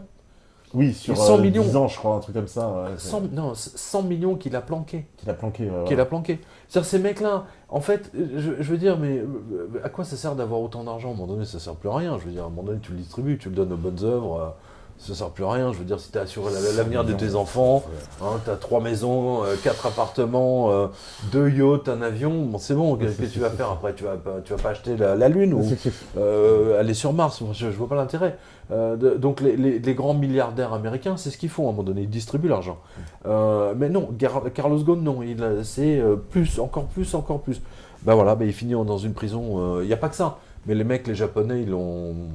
Oui, parce que j'ai vu, il avait le droit à 3 bols de riz et puis il dormait sur un futon. Enfin, c'est sûr que ça change des grands dîners au château de c'est Versailles. des gardes à vue Il qui durent s'était marié. 28 jours. Il s'était marié au château de Versailles, hein, donc donc il est passé du château de Versailles à 3 tatamis dans une prison de Tokyo. Les Japonais, ils sont pas drôles, hein, donc. Oui, ils rigolent pas, quoi. Mais il est en sécurité, c'est mieux que Fleury Mérogis, hein, je pense. Ah oui, sur ce point-là. Mais c'est sommaire, visiblement. Donc j'ai discuté avec Jean-Christophe Mitterrand, le fils du président François Mitterrand, qui a fait de la prison, hein, parce que bien entendu ils se sont vengés sur lui. Puis lui, il a fait pas mal de trucs dans les armes en Afrique. Enfin bon, c'est assez folklore. Hein, Milan-Golaguette et compagnie. Voilà, c'est assez folklore avec d'autres, avec Attali d'ailleurs. Avec Attali. Avec Attali. Avec Attali, qu'on oublie souvent, bien sûr. Et donc il m'a raconté son séjour à la santé. Il me dit qu'il était quand même, bon, il était dans le truc VIP, qu'il était bien traité, etc. Mais bon, c'est pas non plus très très facile, hein, mais on voit bien que ces mecs, plus ils sont riches et en fait, moins ils en donnent. Voilà, c'est tout. Là, on voit bien, il y a ces deux mentalités c'est plus on peut en prendre aux ouvriers, hein, voilà, qui peuvent le garder eux, et c'est ce qu'a fait Carlos Ghosn, hein, avec les ouvriers de Renault, de Mitsubishi, de Nissan. Il aurait pu leur donner je sais pas moi, il aurait pu les mecs qui gagnent pas grand chose, il aurait pu leur donner peut-être 200 € de prime à tous les ouvriers de Renault. Peut-être une fois, juste pour... c'est le prime du patron, la prime du président. Non, surtout pas. Et il a fait passer Après, enfin, on fera une pause, parce que sa sœur, qui habite à Rio, 100 000 € de retraite, donc c'est Renault qui paye. Je me souviens plus si c'est Nissan ou Renault. Enfin bon, l'un et l'autre. Donc il faisait payer un complément de retraite à sa sœur de 100 000 €. D'accord, donc c'est pour ça qu'on l'accuse d'avoir utilisé la société pour ses fins personnelles. Mais il y a plein de trucs. Hein. Mais à un moment donné, il a pété un plomb, quoi. C'est clair qu'il a pété un plomb. Et qu'est-ce qu'on peut dire aussi de ce qui se passe en Italie? Parce que l'Italie est en train de, un peu, entre guillemets... C'est la même situation. L'Italie... la France, l'endettement est à 100%, l'Italie est à 130, voire 140, officiellement. Hein. Donc techniquement, c'est même bien pire, parce qu'eux aussi ont eu le truc de communauté de communes, machin, bidule, pour alléger le bilan du pays, hein, et, pour séparer le pays des régions, comme si la région n'était pas le pays. C'est un artifice comptable, hein, c'est juste un artifice comptable. Mais pareil, et Salvini ne se laissera pas faire. Ils ont été élus démocratiquement, ils ne se laisseront pas faire. Maintenant, est-ce que lui, il va finir par trahir son pays comme ses électeurs comme Tsipras, parce qu'en fait, il va se retrouver face quand même dans un bras de fer. Soit il s'entête dans sa politique et puis il dit, entre guillemets, fuck à l'Europe, je fais ce que je veux, mais il va en clash avec l'Union européenne, soit il se couche, quoi. Il est un peu dans l'entre-deux, là. Il n'y a plus de solution pour lui, parce que s'il se couche... La solution, c'est pour lui, c'est de sortir, c'est de sauver son peuple. Et il a dit qu'il sauverait son peuple. S'il devait choisir entre la finance, les banques et son peuple, qu'il choisira son peuple. J'espère qu'il le fera. Voilà. De toute façon, l'Europe est cuite. Financièrement, elle est cuite par cette crise. Voilà. Aujourd'hui, si la presse avait été honnête, si les journalistes avaient fait, je parle des journalistes économiques pour le coup, hein, s'ils avaient fait leur travail dans tous les journaux, Le Figaro, La Tribune, Les Échos, s'ils avaient fait le travail que j'ai fait, moi, depuis 10 ans, pour nos lecteurs, pour les spectateurs, je pense que la France aujourd'hui serait dans un autre... les Français seraient se porteraient autrement mieux. Ouais, complètement. Ouais. Parce que, comme tu dis, l'Europe est cuite. Alors, le Brexit, l'Italie, bon... la France ? La France. L'Espagne ? On est tous dans le rouge. La Grèce ? La Grèce. Attends, après on fait une pause. Ouais, bah, une petite pause alors. Une petite pause, ouais, Petite juste pause, le temps de fumer une cigarette. Moi, j'ai besoin de ma drogue. Euh, le, le- En Grèce, au cours des 5 derniers mois, le cours des actions des banques grecques s'est effondré et a perdu 60%. Donc, on a une crise bancaire qui va se déclencher en Grèce à nouveau. C'est-à-dire que l'épisode grec, on va dire saison 3, c'est comme Sex in the City, hein, ou le bureau des légendes, tout ça va exploser à nouveau. On va se retrouver de nouveau avec le problème grec, avec les banques grecques. Donc tout va recommencer comme il y a 2 ans. Mais de toute façon, ça va être pas mais c'est terminé. une descente par palier. Ouais. C'est comme le Grand Bleu. Hein. Vous voyez les mecs qui descendent par palier. Hein. On respecte des paliers de pression. Et ben là, la pression de la dette. Là, c'est la pression de la dette. Si tu peux fournir une image à nos spectateurs pour qu'ils comprennent bien ce dont il s'agit, c'est que la dette, le poids de la dette est de plus en plus lourd. C'est exactement comme quand vous descendez sous l'eau. Plus vous descendez, vous avez déjà essayé de descendre quand vous nagez dans l'océan ou dans la mer ou même dans une piscine, plus vous descendez, plus l'eau résiste. Voilà. En revanche, voilà, si vous mettez des pierres autour du... vous descendez, mais alors du coup, la pression de l'eau, plus vous descendez, et plus un sous-marin ne peut pas à une distance limite, sinon il explose. Sinon il explose, c'est une boîte de conserve, pouf. C'est ce qui s'est passé avec... semble-t-il, avec le sous-marin argentin là, qu'on a retrouvé. Voilà. Eh ben, la régie, je sais. Alors tiens, sinon la vidéo avec Clinton et Yeltsin, c'est ça, c'est excellent. Et puis la pub, du Volkswagen. Là. Volkswagen. Bon, la régie, en tout cas, elle est prête. Eh ben, alors c'est parti pour la pause et on revient juste après. Restez connectés. Voilà, donc de retour. Toujours avec Pierre Jovanovic, toujours sur Libéré sur Parole. Donc, on était en train d'évoquer le Brexit, les changements en Europe, en Italie, parce qu'en fait, cette Union européenne, elle est en train de s'effondrer, quoi. C'est pour ça qu'on faisait le lien avec l'Union soviétique en fin de vie. Oui, tout à fait. Et l'Union européenne, elle a des aspects quand même un peu, on dirait, qui se ressemblent, une espèce de fin de vie, on comprend pas trop ce qui se passe.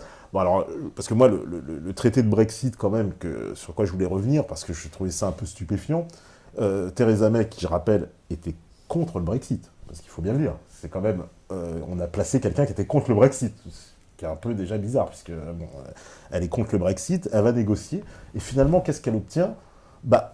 On conserve tout en l'état, sauf que la Grande-Bretagne n'est plus membre. Ça veut dire, en gros, maintenant, la Grande-Bretagne va appliquer des règles dont elle n'aura plus du tout aucun poids ou façon d'influencer ou quoi. D'ailleurs, j'ai vu en Angleterre, ils sont particulièrement énervés. Il y a ces ministres qui ont démissionné, ils ont un etc. problème avec l'Écosse, l'Irlande, l'Écosse qui veut rester dans voilà, et Gibraltar aussi. Gibraltar aussi, j'ai vu le problème. Enfin, c'est pas simple, on va dire ça comme ça. Alors, elle se retrouve avec ses ministres qui démissionnent, et puis rien n'est joué apparemment à la Chambre des communes, où on dit, bon, le vote, c'est pas évident qu'il passe, quoi. Même si, parce qu'elle n'a pas la majorité déjà toute faite, et dans son camp... Moi, je pense que le but final, c'est d'amener les Anglais à revoter. À revoter, c'est-à-dire qu'il faut refaire un référendum, quoi, c'est ça. Voilà, c'est ça. Comme le premier référendum ne leur a pas plu, donc il faut un deuxième référendum. Un deuxième référendum. Et cette fois-ci, ils vont essayer de bien truander le truc. Mais en plus, les gens vont être dégoûtés, donc ils n'iront pas voter, parce qu'ils trouvent que ça sert à rien. C'est ce qu'on voit en France. Ouais. On a vu l'élection là, à Évry pour remplacer Valls. Je crois qu'il y a 8000 personnes qui sont allées voter. C'est ça, 83% d'abstention. 83% d'abstention, voilà. C'est être dégoûté. Ça, il faut remercier la petite pute qui s'appelle Manuel Valls. Voilà, c'est vraiment absolument honteux, quoi. Tout est comme ça. Donc là, on voit bien qu'on a atteint les limites de la démocratie. Enfin, pour moi, on a atteint les limites de la démocratie. C'est aussi simple que ça. Les démocraties ont été prises sous contrôle par les banques et les multinationales, les GAFA notamment. Donc aujourd'hui, voilà, l'affaire est entendue. On rentre dans un monde typiquement orwellien, et c'est à nouveau, je reviens à un moment donné, il va falloir parce que ce monde orwellien, en fait, ne permet pas aux gens de vivre. C'est ce qu'on voit avec le mouvement des Gilets jaunes. Oui, parce qu'il y a l'appauvrissement, il est réel, quoi. Je veux dire, les gens, on les entend, puis c'est une réalité. Quand les gens ils disent, mais nous, au 15 du mois, on n'a plus rien, quoi. On n'a plus rien. On compte les centimes pour aller acheter. On se rappelle de la phrase de Macron quand il avait pris 5 euros sur les appels. On disait, oui, c'est rien, 5 euros. Mais, genre, mais je suis désolé, 5 euros aussi, ça leur permet Alors que de pour bouffer les une très journée, riches, voilà, alors que pour les très riches, bah oui, c'est un Big Mac par exemple. bah ouais, ou un paquet de pâtes, ça te permettra de tenir 2 jours. Enfin, c'est pas rien, même 5 euros aujourd'hui, quoi. Il a augmenté le prix des clubs, donc Ah. bon, tout est à l'avenant. C'est la violence. Il y a un très bon livre qui s'appelle La violence des riches, hein, qui montre très bien ça. La violence des riches sur les pauvres, elle est absolument effrayante, elle est terrible. On revient dans les livres de Zola, hein, la manière dont les bourgeois traitaient leurs domestiques, et le petit personnel, hein, les petites gens. Hein, d'ailleurs, Macron a utilisé un terme très intéressant dans sa conférence de presse l'autre jour. C'est hallucinant. Il a parlé de classe laborieuse. De classe laborieuse. On se croirait au Moyen-Âge, là, les la dernière fois que quelqu'un avait utilisé ça, c'était Georges Marchais. C'est Georges Marchais qui parlait, Krasuki qui parlait des classes laborieuses. Hein, voilà, et là on a un banquier Rothschild qui nous parle des classes laborieuses. C'est vraiment bientôt, comme je l'ai dit dans la revue de presse, il va nous parler des gages au lieu de parler de solaire. Hein, les gages domestiques, il va nous balancer une cuisse de poulet, quoi. C'est vraiment ça, c'est le mépris de classe. C'est ce que je dis, on est revenu en 1788. Voilà. On est revenu en 1788. C'est la révolution aujourd'hui est inévitable. C'est soit une révolution, soit un effondrement du système financier. Et pour empêcher parce qu'ils savent que le système financier va exploser. Alors là, ça va être 10 fois pire, 100 fois pire que ce qu'on a vu en 2008. Et qu'en fait, il faut absolument installer un système fasciste de contrôle de population. Là, on a vu que dans les aéroports, maintenant américains, ils ont installé la reconnaissance faciale qui va être comparée à celle de Facebook et ainsi de suite, quoi. Voilà. Donc, d'abord, ça va être dans les aéroports et ensuite, ça va être dans le métro, dans les gares, enfin, ça va être partout. Ça va être Big Brother, voilà. C'est une privation totale de liberté. Je le dis, vous allez le voir.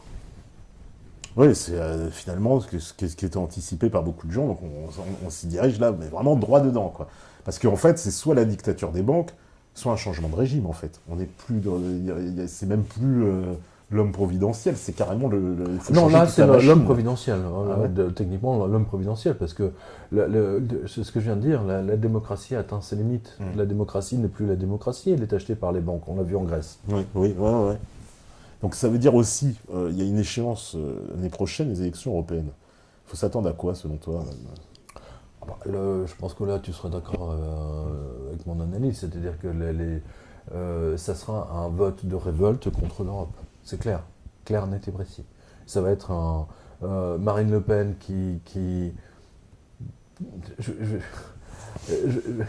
Marine Le Pen qui n'a jamais réussi à profiter de quoi que ce soit, ni des attentats du Bataclan, qui a raté son débat par fainéantise et paresse crasse. Peut-être qu'elle va finalement arriver à tirer son épingle du jeu, mais c'est pas grâce à elle, c'est grâce à la situation. C'est la situation. Voilà, c'est grâce à la situation. Je pense que Nicolas Dupont-Aignan, effectivement, peut tirer son épingle du jeu. Là, pour le coup, oui. Parce que c'est le seul homme qui ressemble à Nigel Farage aujourd'hui. Le problème, c'est que c'est un énarque. Ils sont tous énarques. Asselineau est énarque, Dupont-Aignan c'est un énarque. Ils sont tous énarques quasiment. Mais dans une crise, est-ce que ces gens-là, ils vont un jour se mettre en commun? Parce qu'ils disent un peu en gros la même chose, à des différences près, on sait, bon voilà, il y a des nuances ou quoi, il y en a qui vont te dire, ah mais non, l'autre il veut pas sortir de l'UE, bref, mais ils sont quand même dans une même veine, on va dire, un même ADN, Marine Le Pen, Asselineau, Dupont-Aignan, Philippot, tous ces gens-là, quoi, je veux dire, ils nous disent à peu près la même chose, en gros, quoi, donc... est-ce qu'ils vont réussir un jour à se fédérer, ces gens? C'est pas possible, c'est quoi? C'est une question d'ego? C'est une question d'ego. On le voit par exemple entre Nicolas Dupont-Aignan et Asselineau. Asselineau ne veut pas entendre parler de Dupont-Aignan. Techniquement, elle a raison, parce que Dupont-Aignan ne veut pas sortir de l'euro, ni de l'Europe d'ailleurs. Voilà. On ne comprend pas pourquoi d'ailleurs, ça aussi. Ça s'explique pas vraiment, je trouve. Oui, il ne suit pas non plus. Enfin bon, pas très cohérent. Alors que là, pour le coup, même si je ne suis pas UPR, c'est vrai que je suis plus sur la ligne d'Asselineau. C'est-à-dire, mais le problème avec Asselineau, c'est qu'il ne parle pas du tout des migrants, il ne parle pas de problèmes sociaux, comme tous les énarques, ils n'ont rien à foutre, ils sont fonctionnaires à vie, ils n'ont rien à tarter de ça. Non, là, il faut. Je me dis que bon, au point où on en est, je l'ai déjà dit, hein, là, c'est l'homme providentiel. Ou alors éventuellement une alliance Mélenchon, Marine Le Pen, enfin, Marine Le Pen, comme on l'a vu en Italie. En Italie. Ah, Et le problème, c'est que Marine Le Pen, aujourd'hui, elle a tellement je veux dire, le simple fait d'entendre le mot Le Pen, déjà, ouais, les gens, ça donne envie de gerber à tout le monde. Quoi. Ouais, Donc, c'est ça. on n'a En pas plus, envie d'y toucher. d'un point de vue politique, on pourrait presque dire Marine Le Pen, Mélenchon, ils sont quasiment d'accord sur tout, sauf sur l'immigration. Alors qu'il semble-t-il, en Italie, moi j'avais reçu Francesco Condemi ici, on avait beaucoup parlé, et lui disait, en Italie, c'est l'inverse, ils sont d'accord sur rien, sauf l'immigration. Exactement. mais là-dessus, mais Salvini est extrêmement populaire. Dès qu'il descend dans la rue, il est c'est incroyable, j'ai vu des images, c'est incroyable. Attends, incroyable. C'est incroyable. Macron descend dans la rue, attends, je veux dire, les gens disent, ma retraite, vous nous avez Macron ne peut pas faire un pas, on l'a vu avant les commémorations, sans se faire alpaguer dans une ville par quelqu'un, ça n'existe pas. Et Salvini, j'ai vu des images incroyables. Il a accueilli un héros partout, l'Italie. Parce que Salvini traite le problème de l'identité nationale. Alors que Macron ne le traite pas. Il ne veut pas le voir. Asselineau ne veut pas le voir non plus. Finalement, ce que dit Zemmour, il a raison là-dessus. Il dit Macron se plante complètement parce qu'il ne fait que de l'économie, il ne voit que l'économie, il ne parle que d'économie. Non, il ne parle pas d'économie, il ne parle que des multinationales. C'est différent. C'est pas pareil. T'as raison. Il ne parle pas d'économie. C'est l'économie, mais vue des multinationales. C'est pas l'économie dans son ensemble. T'as raison. Effectivement. Mais il est complètement, on a l'impression, imperméable à cette question de l'identité nationale. Pour lui, ça n'existe pas. On a l'impression que cette question, voilà, c'est la seule façon qu'on va traiter les gens, c'est des racistes, c'est des fascistes. Puisque moi, j'ai vu des commentaires, même pour les Gilets jaunes, où il y avait des commentateurs qui disaient « Ah, on a vu des drapeaux bleu, blanc, rouge. Ça veut bien dire ce que ça veut dire. » Qu'est-ce que ça veut dire des drapeaux bleu, blanc, rouge? Le fait d'avoir un drapeau bleu, blanc, rouge avec soi, oui, ça y est, on est un gros facho, quoi. En fait, il faut avoir un migrant chez soi, quoi, pour leur plaire, quoi. T'as un crédit d'impôt, en plus. Crédit d'impôt, oui, non, mais tout est comme ça. En fait, c'est la destruction effectivement, c'est la destruction du pays. Hein, c'est ce qu'ils veulent. Oui. C'est ce qu'ils veulent. C'est le principe Attali. Hein, il n'y a plus de pays. Le pays est un hôtel. Les hôtels sont des nations. Sont des hôtels. Il y avait Georges Soros qui se plaignait dans une interview il n'y a pas très longtemps. Il se plaignait du fait que l'élection de Donald Trump, en fait, est retardé ou même remis en cause totalement leur plan de gouvernance mondiale. Oui, j'ai vu une déclaration sur ça. Je l'ai vu. Et Attali était pour la gouvernance mondiale, avec la capitale du monde, Jérusalem, bien sûr. Petite. Pas encore Jérusalem. Ça tombe bien que tu dis ça parce que je viens de voir une interview toute fraîche d'Attali sur Russia Today. Donc, il était interrogé par Jean-Marc Sylvestre. Sylvestre étant un libéral, c'était mon chef de service, toi je le connais bien. Voilà. Ah oui, très bien. C'est un libéral de chez libéral. Ah oui, complètement. C'est le problème de Russia Today d'ailleurs. C'est le problème aujourd'hui de Russia Today. D'accord. Voilà. Parce que quand justement il évoque à Attali l'idée du gouvernement mondial en disant mais c'est votre projet, Attali réfute en disant oui, non, ça c'est terminé maintenant, je veux plus de gouvernement mondial. Oui. Ça date de quand ça 3 jours. C'est tout frais. C'est tout frais. C'est la dernière interview d'Attali sur le Château de Boulevard. C'est vendredi dernier. Voilà, c'était vendredi. C'était tout frais. Hein. C'est une interview qui vient de paraître. Il réfute l'expression gouvernement mondial et il dit maintenant je me bats pour un état de droit mondial. Qu'est-ce que ça veut dire? Qu'est-ce que quoi? Je sais pas. Justement, c'est la même chose. Je me suis dit, mais c'est juste les mots. Non, parce que maintenant, il a compris que c'était cramé le gouvernement mondial. Moi, c'est comme ça que je l'ai senti. Moi aussi, voilà, c'est ce que je comprends. Quand il lui dit, parce que Sylvestre lui dit, oui, vous êtes pour le gouvernement mondial. Il fait, non, moi, je suis pour l'état de. Ouais, je vais aller au micro. Pour l'état de droit mondial. On sait pas trop ce que ça veut dire. Voilà, c'est nos novlangues encore, l'état de droit mondial. Donc, ils ont ils font du passe-passe, quoi. Tu vois, même Attali, mais c'est quoi tu penses que vraiment ils ont peur un peu, quoi. Parce que Attali, quand j'ai vu ça, moi j'ai pensé comme toi, je me suis dit, il a juste compris que le mot gouvernement mondial, c'est cramé. En fait, Internet, voilà ce qu'ils appellent Internet, le phénomène d'information de masse, fait que le projet gouvernement mondial, il a bien vu qu'il y avait beaucoup d'opposition partout sur la planète. Non mais t'es cramé là. Et voilà, maintenant, et carrément, il réfute le terme, quoi. J'ai trouvé ça extraordinaire. Il dit, non, gouvernement mondial, c'est mort, ça sert à rien. Ah bon? Donc le projet, c'est qu'on détruit les nations pour faire quoi, le grand espace européen dirigé par ces messieurs de la finance, quoi, en fait, un peu. Oui, tout à fait, bien sûr. C'est ça. Hein, et tu remarqueras que le seul État qui, lui renvoie tous les migrants dans d'autres pays, c'est Israël. Hein. Oui. Donc c'est là où ça m'amuse en fait. D'ailleurs, au passage, regardez bien le tweet de, comment il s'appelle, Bernard-Henri Lévy. C'était très intéressant. Hein. Il traite les gilets jaunes comme vraiment des moins que rien, quoi. Ah oui. Ah, oui, c'est oui. des gueux, Ah oui, des ploucs pour Il est- monsieur. Pour Bernard-Henri Lévy. Pour oui. Bernard-Henri Lévy. Ah oui, c'est oui. incroyable, quoi. Oui, pour lui, gilet jaune, c'est la lie, il faudrait presque les buter, quoi. Mais ces gens-là, dans un changement de régime, ils ont plus leur place, quoi. Ils le savent, ça aussi, quand même, peut-être. Ils ont tout intérêt, c'est pour ça que tu ne vois que à la télévision. Ouais. BHL, tu le vois partout. Hein, et les ventes de ces livres ne dépassent pas les 3000 exemplaires quasiment. Donc les mecs, ils passent devant, je sais pas combien de fois, devant 60 millions de gens et il n'y a que 3000 personnes qui 3000 achètent. personnes qui achètent. Ça doit être la famille, quoi. C'est peut-être lui qui fait des précommandes. Ah, mais il y a des auteurs qui font ça. Hein. Il y a des auteurs qui font ça. Hein. D'accord. Des libraires m'ont rapporté dans le même genre que... Pour faire monter artificiellement voilà. D'accord. Voilà. Bon, bah, pas très fair play. Quand ils font des signatures, par exemple, il y a des signatures, en fait, il n'y a personne aux signatures. Donc, pour faire croire aux libraires qu'ils ont vendu des bouquins, ils prennent leurs livres qu'il y avait sur la table et puis ils vont les cacher un peu partout dans tous les autres rayons en disant « Oui, ben, j'en ai signé 10.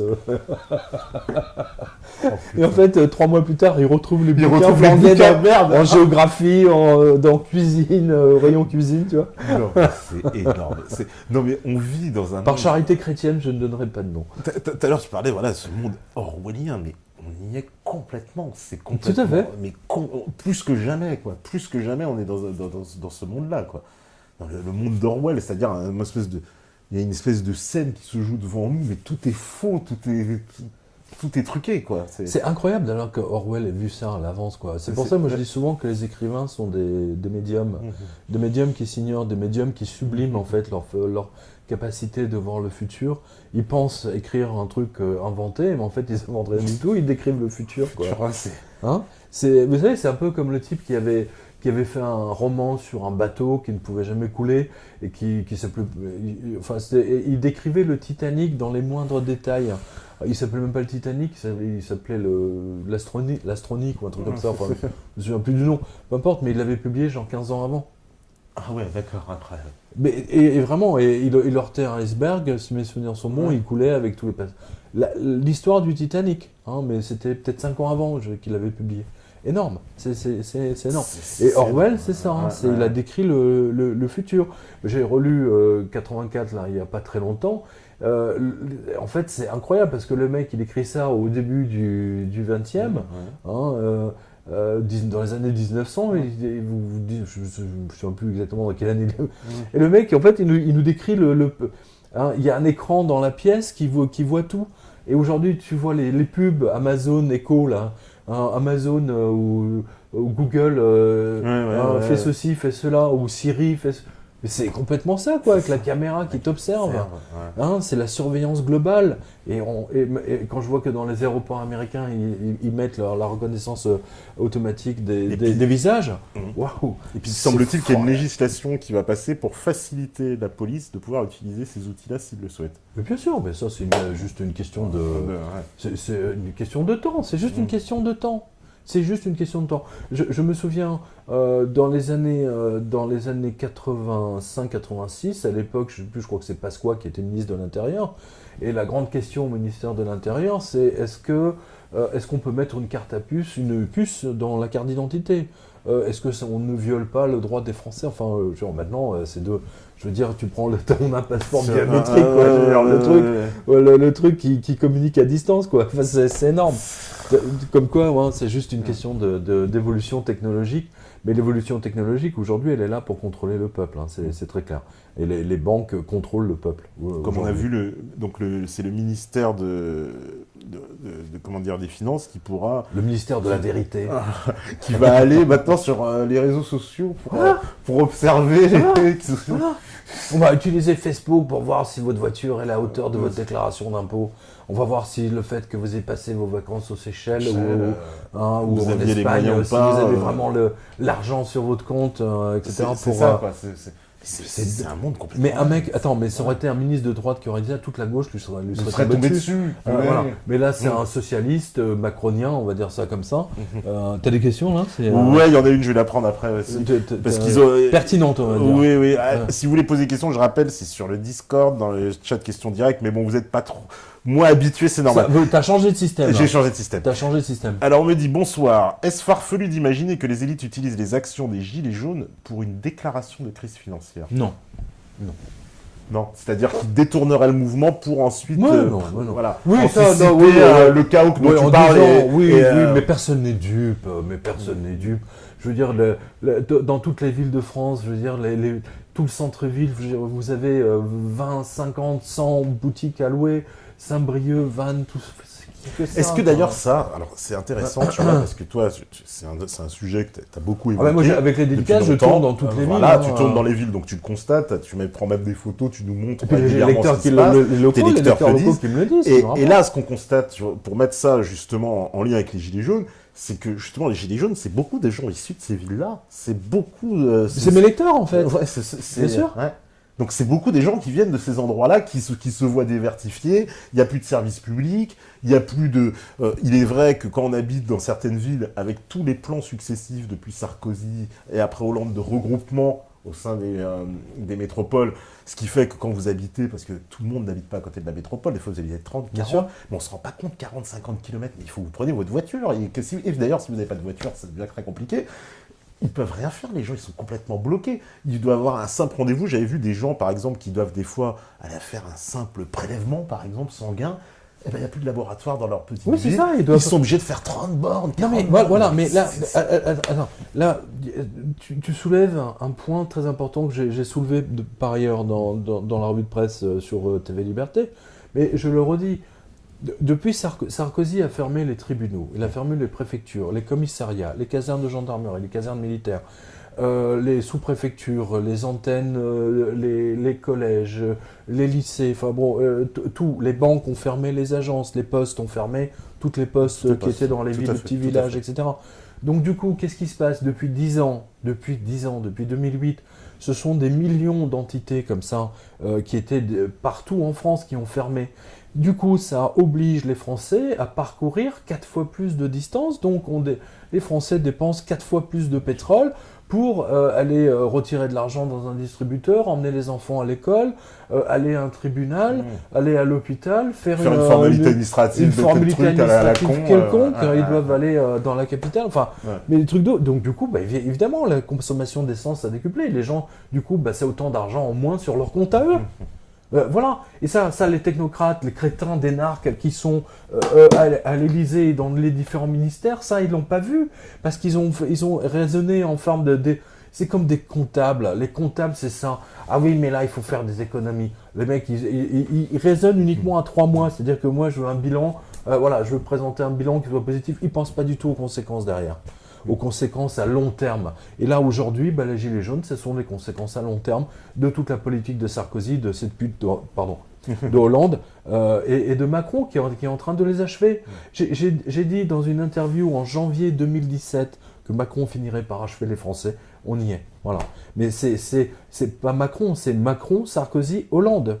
Hein, et d'une certaine façon, Chirac aussi. Parce que Macron, en plus, toi, tu penses comme beaucoup de gens, à juste titre, c'est une élection volée.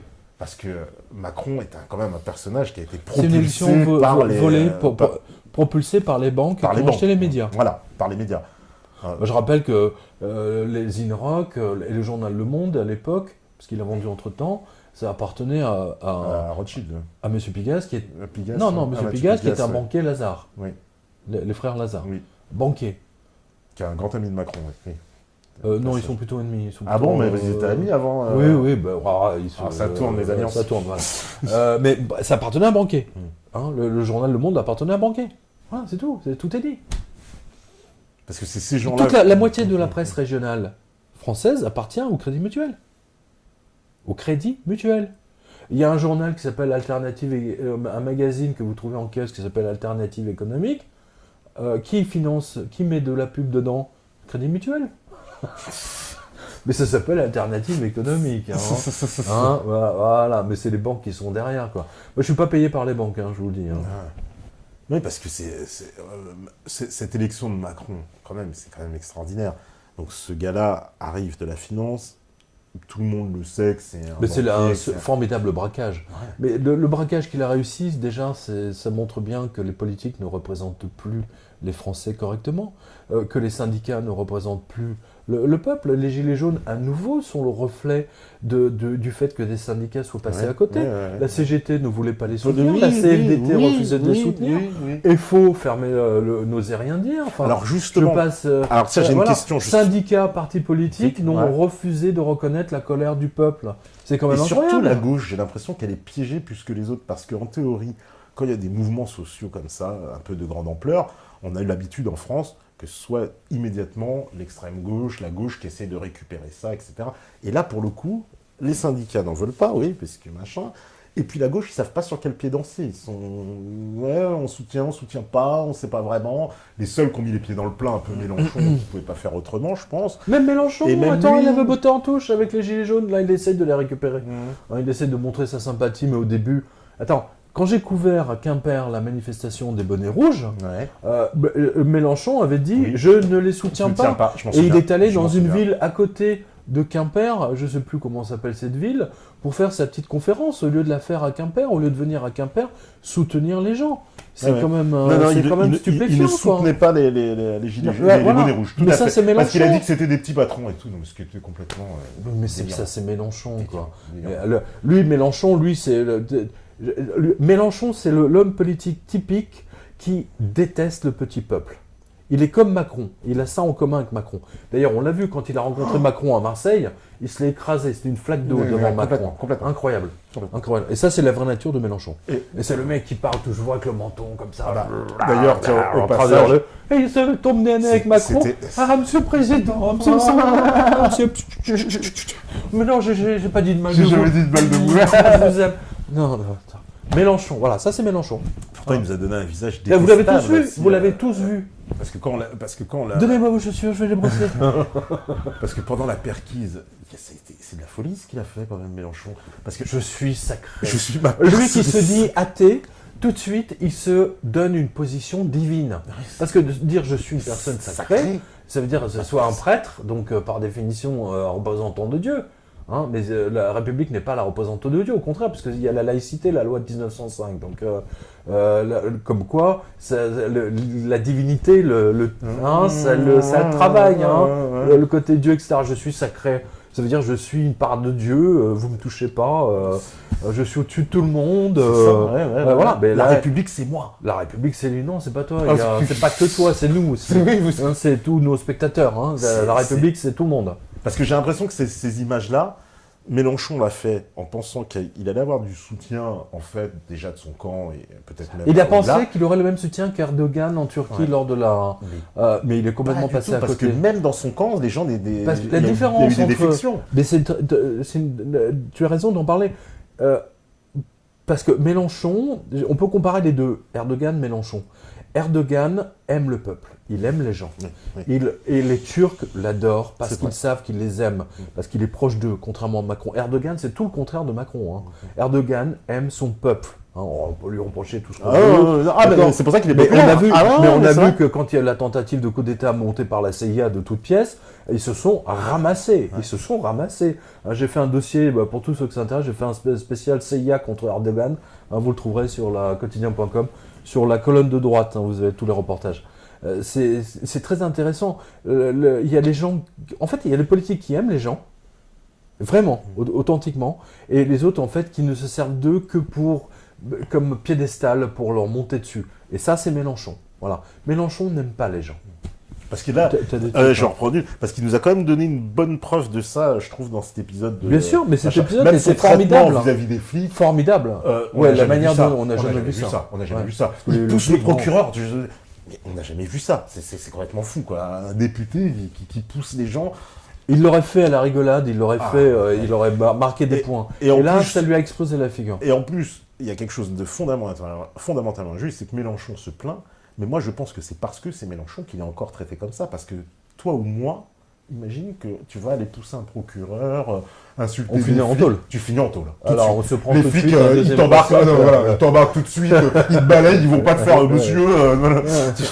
Obstruction à la justice, obstruction à un fonctionnaire. Je crois qu'ils vont te balayer. Ils vont te balayer sur place. Hein, alors on me dit bonsoir monsieur Jovanovic, comment la BlackRock, comme vous l'avez dit dans votre dernière vidéo, a fait main sur l'or français pour payer la paix sociale. Quoi ? Est-ce que vous pouvez me donner une précision ? Je vais pas parler de la BlackRock avec l'or, c'est... oui. JP Morgan, je pense qu'il n'a pas tout... non, en fait, je sais de quoi il parle. Je pense qu'il parle de la JP Morgan qui a décidé de donner 23 millions. 23 millions, la banque, JP Morgan, qui va donner 23 millions aux associations qui s'occupent de la banlieue du 93. Oui. Peut-être qu'il fait d'accord, oui. référence à ça, non ? Ah, d'accord, il n'a pas Je parlé. comprends pas la question. C'est quoi l'autre question ? Et l'autre question, bonsoir M. Jovanovic, en cas de révolte armée d'une partie minoritaire du peuple, selon vous, comment réagirait le reste du peuple et comment réagirait le pouvoir financier international ? Le pouvoir en cas de révolte armée d'une Alors, partie minoritaire du peuple. En cas de révolte armée, effectivement, de toute façon, il y a toujours une majorité du peuple qui attend de voir. Alors, elle bouge pas. Il va de soi que le pouvoir financier international le prendrait très mal. Mais de toute façon, ça va se passer en Italie, ça va se passer en Espagne. Donc, ça se passera même sans doute en Belgique. Moi, je pense de toute façon, ce à quoi vous assistez aujourd'hui, c'est déjà un début de révolte. Les Gilets jaunes, c'est quoi ? C'est une révolte. Quand M. Castaner dit qu'il y a 100 000 personnes, 103 201... 202 voilà.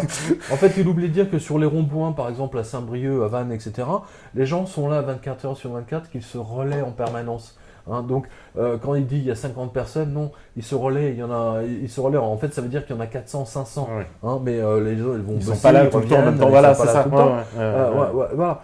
Et donc, lors de la dernière, samedi dernier, c'était 850 000 selon le syndicat de Surtout de que police. quand on regarde... C'est une révolte. Ouais. Et on disait tout à l'heure, je ne sais pas si vous avez pris l'émission en cours de route ou pas, mais vous verrez au mois de fin janvier, février, surtout au mois de février, ça va être très très intéressant. Et puis les manifestations du 1er mai, là, ça va être quelque chose. Ouh là là, là, ça va être quelque chose.